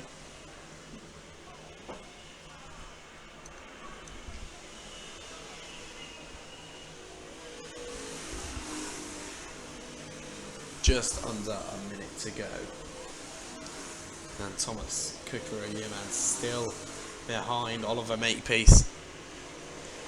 There's not going to be too many laps left. Now he does commit to the inside though, goes off the inside of the hairpin, and that is a change for the race lead. Oliver Makepeace maybe just didn't see that one coming. It was a late manoeuvre up the inside and it worked well. Outdid Makepeace on the brakes, and Kukro Yearmans finds himself in the lead once again, as he was right at the start of the race. He is now once more. Oliver Makepeace is going to try and come back. Is he going down towards Billy's? No, can't quite find a way through there, but as I mentioned, Charlie Vaughan has dropped off somewhat, over 2.6 seconds now, separating second place Makepeace and Vaughan. And over 5 seconds still between Vaughan and Whittington Couch, who's once again swapped his position with Sings. Another change in order, is it? Makepeace gone back past Kukro Yearmans, so that is the change once again. The number 52 of Oliver Makepeace back into the lead. And now with no time left on the clock, they'll go across the line and see the last lap board being displayed to the drivers. All or nothing, well, not all or nothing, but victory or second place for the top two. They're very unlikely to finish any lower than that unless they have an accident, but Makepeace versus Kukro Yearmans on the final lap. They make their way down the Sturmey straight, and it's very defensive driving from Oliver Makepeace. Who can blame him? Kukro Yearmans trying to go around the outside in order to grant him an inside line for the horseshoe, but he can't quite get his kart around there. Number 52 of Makepeace once again defensively into Buttons out of the top end. Who will get the best exit in the run down towards the finish line? They exit the top bend and hurtle down towards the finish line. They go swerving in front of one another. Kukro Yearmans doesn't look too happy, but Oliver Makepeace does take the win. Takes checkered flag, 0.26 seconds ahead of Thomas Kukro Yearmans. A great result for him. Oliver Makepeace will be delighted with that, I'm sure. Takes the fastest lap as well of a 41.18. Thomas Kukro Yearmans has to settle for second place. Charlie Vaughan finishes in third. Fourth goes to Mikai Sin, eventually overtaking Whittington Couch once again. Daniel Perrin-Smith finishes his race in 6th. 7th goes to Oscar Blanchard with Jez Williams in 8th. 9th Mason Perrin. 10th Hugh Moulton with Harry James in 11th place. Cameron Ross in 12th. 13th Harry Reynolds with Roman Nikolai, the highest placed Miami cadet, in 14th position. Cameron Crockett in 15th. 16th Kieran Roberts. 17th Adam Nikolai. Holly Woolley concludes her race in 18th, and the rest of the drivers did not finish. Oliver Makepeace, though, takes his, I believe, the first victory of the day for the number 52, and a brilliant victory it was for him as well, the number 52, winning after 22 laps by just a quarter of a second.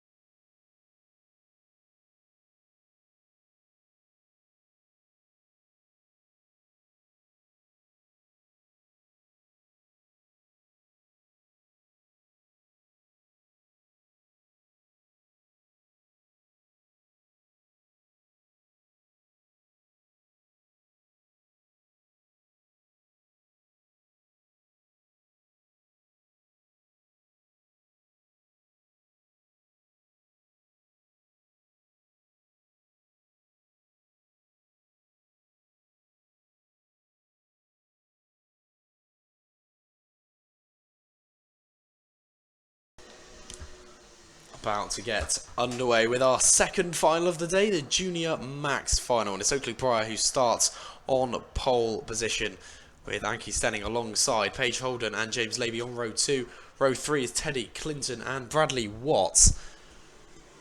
And Pryor will be hoping to escape from pole position. He doesn't have the best start though, alongside. Oh, but there's a spinner across the grass and another one too, facing the wrong way at the back end of the pit straight, but both rejoin the circuit and get going once again.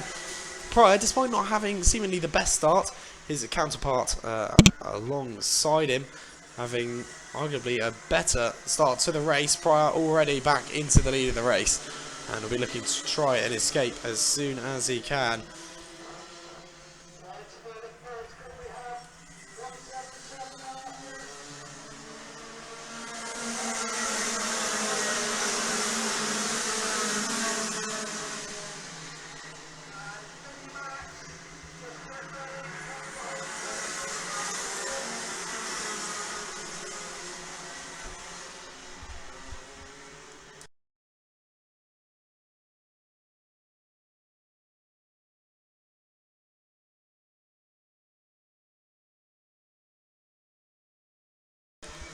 Into the top end once again, this time for the second time now, and in second place is the number 50 of Paige Holden. Anki Stenning in third, and fourth place James Levy.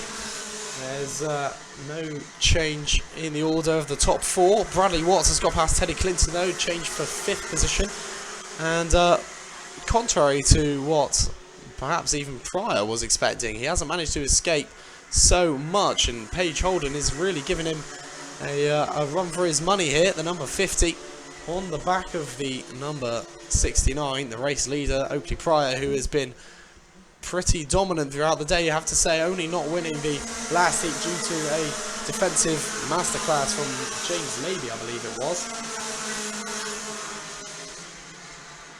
But not escaping so much here. Paige Holden putting the race leader under a little bit of pressure, with Anki Stenning and James Levy lurking in third and fourth place. But we know what Oakley Pryor is capable of. He knows this circuit inside out, and he will be very much not only wanting but expecting to win this final. Across the line they go to complete their fourth lap now. It's a personal best and fastest lap by our race leader Oakley Pryor, as Paige Holden desperately tries to hang on to the coattails of him. Anki Stenning in third has got James Levy for company in fourth, but they've just been tagged on the end of by Bradley Watts.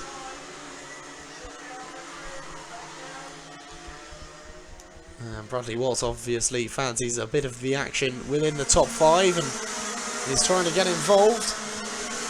He's caught up with them. Teddy Clinton then leads the battle for sixth, with Aidan Lee, Michael Goodburn and Michael Pugh, with not very much in it behind the leader of that group, Teddy Clinton.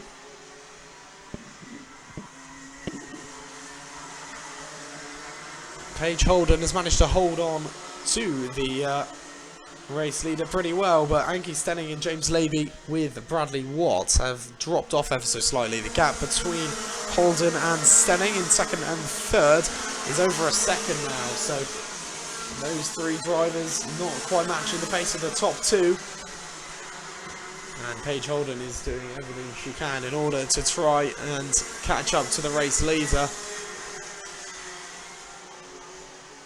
catch up enough to try and perhaps create an opportunity for herself to get past.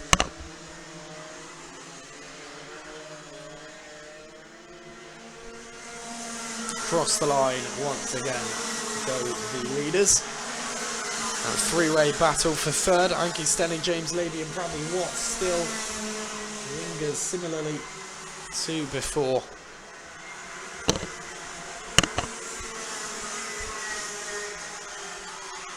Although there might be a change shortly. Looks like there's a increasing amount of pressure being put on Stenning by James Levy in fourth.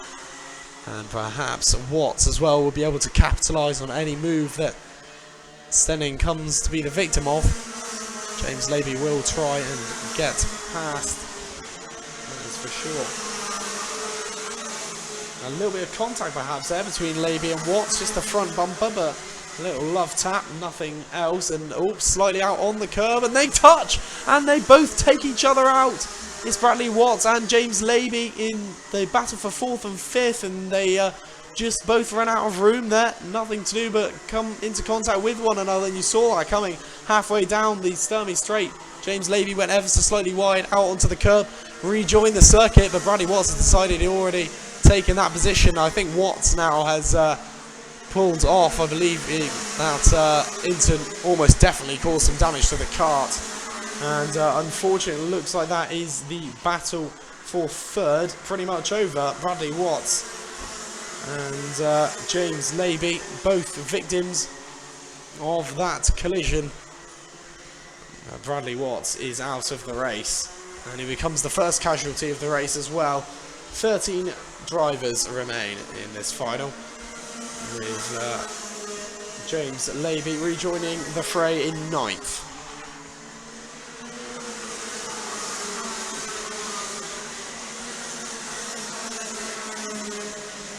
There's a black and white flag for Aidan Lee, a contact warning. He's in 5th place at the moment. Benefited, of course, by that incident between Watts and Levy.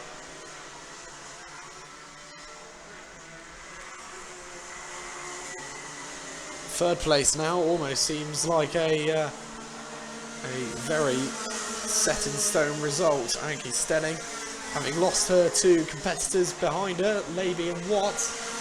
It seems that Stenning's race is an almost foregone conclusion, as he is going to finish in 3rd.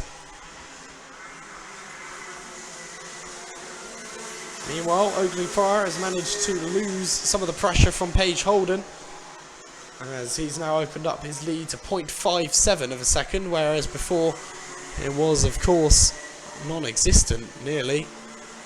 But now Paige Holden has a bit of work to do to catch up to Oakley Pryor, that's for sure. And you suspect that our current race leader will be just edging this out, opening up that lead each and every lap.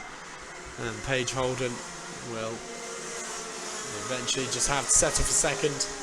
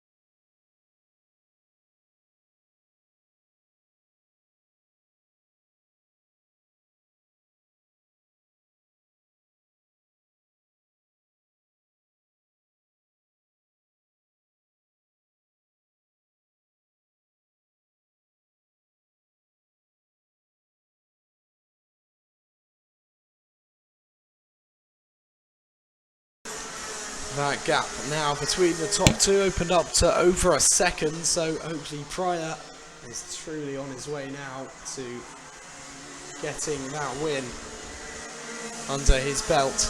One step closer at least by opening up that gap each and every lap. 0.07 of a second faster than Paige Holden. I haven't seen that particular measurement actually go down, so every single lap Pryor is putting in the lap times and just getting further and further out of sight.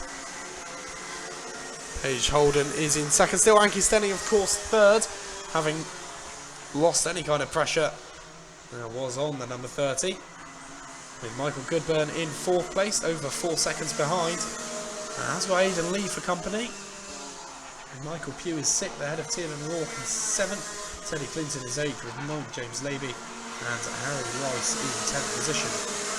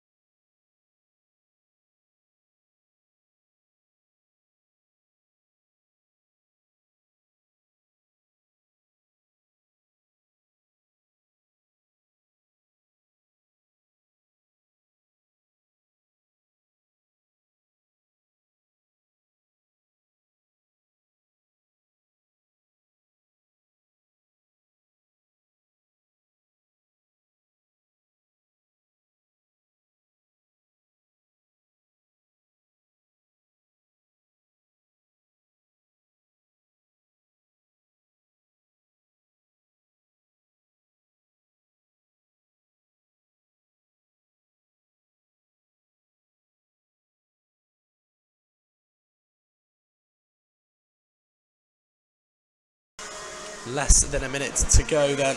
Oakley Pryor does lead from Paige Holden. Anki Stenning in third, fourth, Michael Goodburn, fifth, Aidan Lee, Tiernan Rourke, Michael Pugh, James Laby, and Teddy Clinton with Harry Rice rounding out the top 10. No changes in order throughout the field. It seems like each of the drivers has found where their pace has allowed them to be. Apart from James Laby, of course, him being the exception because of that incident.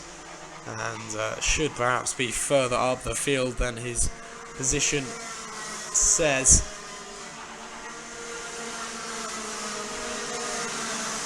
Just 15 seconds left on the clock, over 2.6 seconds. The advantage of race leader Oliver Holden, no, Oakley Pryor, sorry, I don't know why I said Oliver Holden. Oakley Pryor in the lead of the race. Paige Holden looked to be pretty competitive at the start of the race and piling a fair amount of pressure on the race leader, but ultimately it wasn't enough onto someone who has gone around this circuit more than a few times, it's fair to say. The number 69 has driven effectively and efficiently from start to finish, knows how to get rid of his opponents, how to drive fast, consistently, and without errors. And as Oakley Pryor comes around the top bend, you can only congratulate what he has done today. Oakley Pryor comes towards the finish line and takes the checkered flag wins at the Junior Max final, ahead of Paige Holden by 3.2 seconds. Anki Stenning will come across the line and take third place. Fourth will belong to Michael Goodburn, just ahead of Aidan Lee. Michael Pugh, Tiernan Rourke and James Levy finish all within less than just over 0.2 of a second. Teddy Clinton finishes his race in 9th. 10th goes to Harry Rice. 11th, Sylvain Vessier with Jos Lockett coming to conclude the race in 12th. Oakley Pryor takes yet another dominant victory here. Clay Pigeon, though, for yet another win in a final. As we move our attention towards the 177 and the 177 Masters final.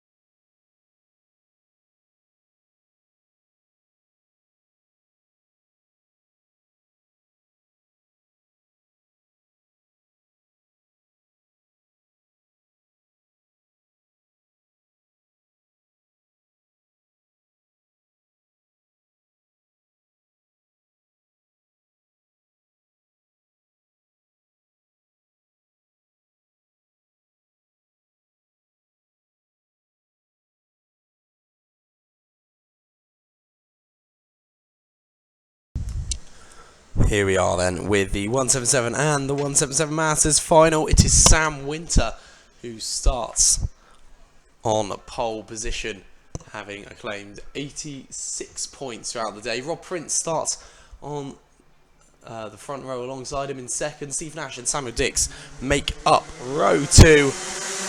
And we are racing with the 177 and 177 Masters. So 14 minutes plus the lap of these races to enjoy.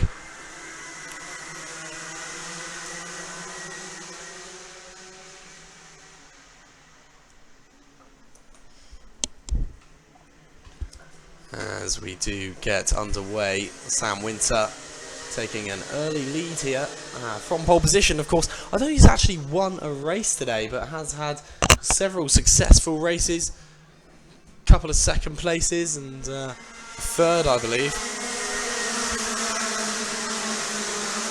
That has resulted in the number 77 being put on pole and seemingly making the most of that. As he does take an early, pretty dominant race lead over 0.9 of a second back to Steve Nash already, who's had a good start and got himself up into second. Rob Prince was the victim off the start line. Number 55 lost 2 positions from second down into fourth now, so looking to try and defend that position. Gary Cox and Dean Mann, 2 pretty quick drivers out there today, and they'll be looking to try and hunt down and overtake the number 55.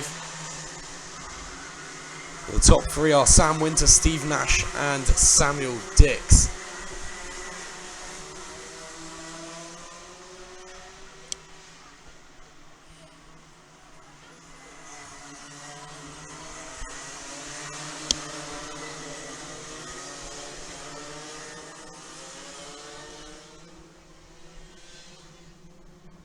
Sam Winter in the number 77 across the start-finish line to conclude his third lap. Steve Nash, Samuel Dix, Rob Prince, Gary Cox, Dean Mann, Simon Gover, Scott Walker, Ian Brown, Joe Walmsley remains the order of the top 10. There's only a change in 11th and 12th with Rob Walker overtaking Martin Howell in what has been the smallest grid of the day, but not the least exciting, and there's more evidence of that as Steve Nash is overtaken, and it's a brilliant move from Samuel Dix, who tricks him thinking he's going up the around the outside and switches to the inside at the last moment and takes that position. Steve Nash falls to third, but it's a really great manoeuvre by Samuel Dix to find himself up into second place for the first time today. Rob Prince in fourth position has got company, and Gary Cox and D-Man right on the back of him. Any of the top 7 at the moment could still get second, and it's looking good for Sam Winter to go on and take the win. Out to the top end they come, and Sam Winter racing very well. Samuel Dix, Steve Nash, Rob Prince, Gary Cox, Dean Mann and Simon Gover remains the order with those drivers, and there's no more than 0.42 separating them that's the largest margin between any of them, and that's between 6th and 7th, Dean Mann and Simon Gover. But no changes in order. Let's see if there will be.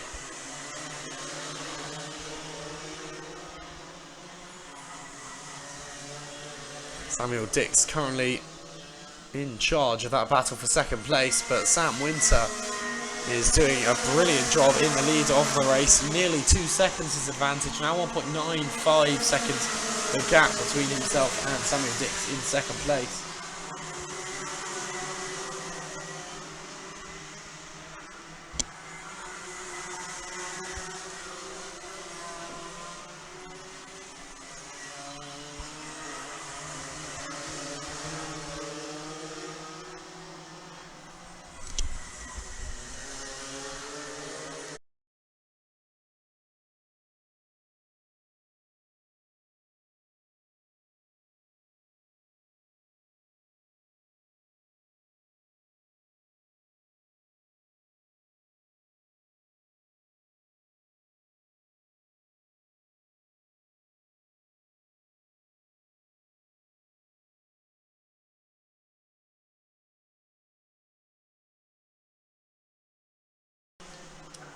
Just over 4.5 minutes gone. No changes once again within the top 7. There is a change in 8th. Joe Walmsley getting past Scott Walker.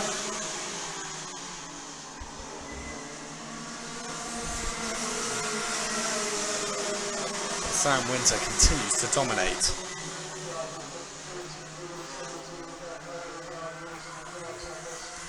Is it going to be a pass here though? Looks like there could be. Looks like Rob Prince is going to lose out to Gary Cox, and Cox does manage to make that move. Gary Cox up into 4th now. Just as that announcement was being made over the speaker, we have had a change in the order. So Gary Cox, number 14, good move on Rob Prince, and Prince finds himself a bit further down the order once again, 5th. He's only gone back during this race, unfortunately for him. And now Rob Prince in 5th place. Will he lose any more positions, or will he be on the forefront, on the front foot, and try and overtake the drivers who have managed to get past him in this race? Started on the front row, of course, Rob Prince, not showing that kind of form, it has to be said. Caught up a little bit with Gary Cox though. It looks like Cox might have been held up ever so slightly there by either Nash or Dix.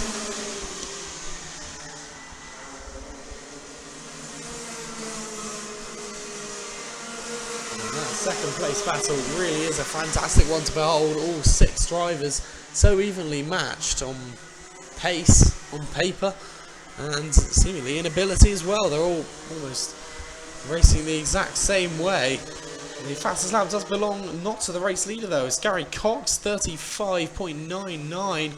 No other driver has managed to get below that 36-second mark evidently.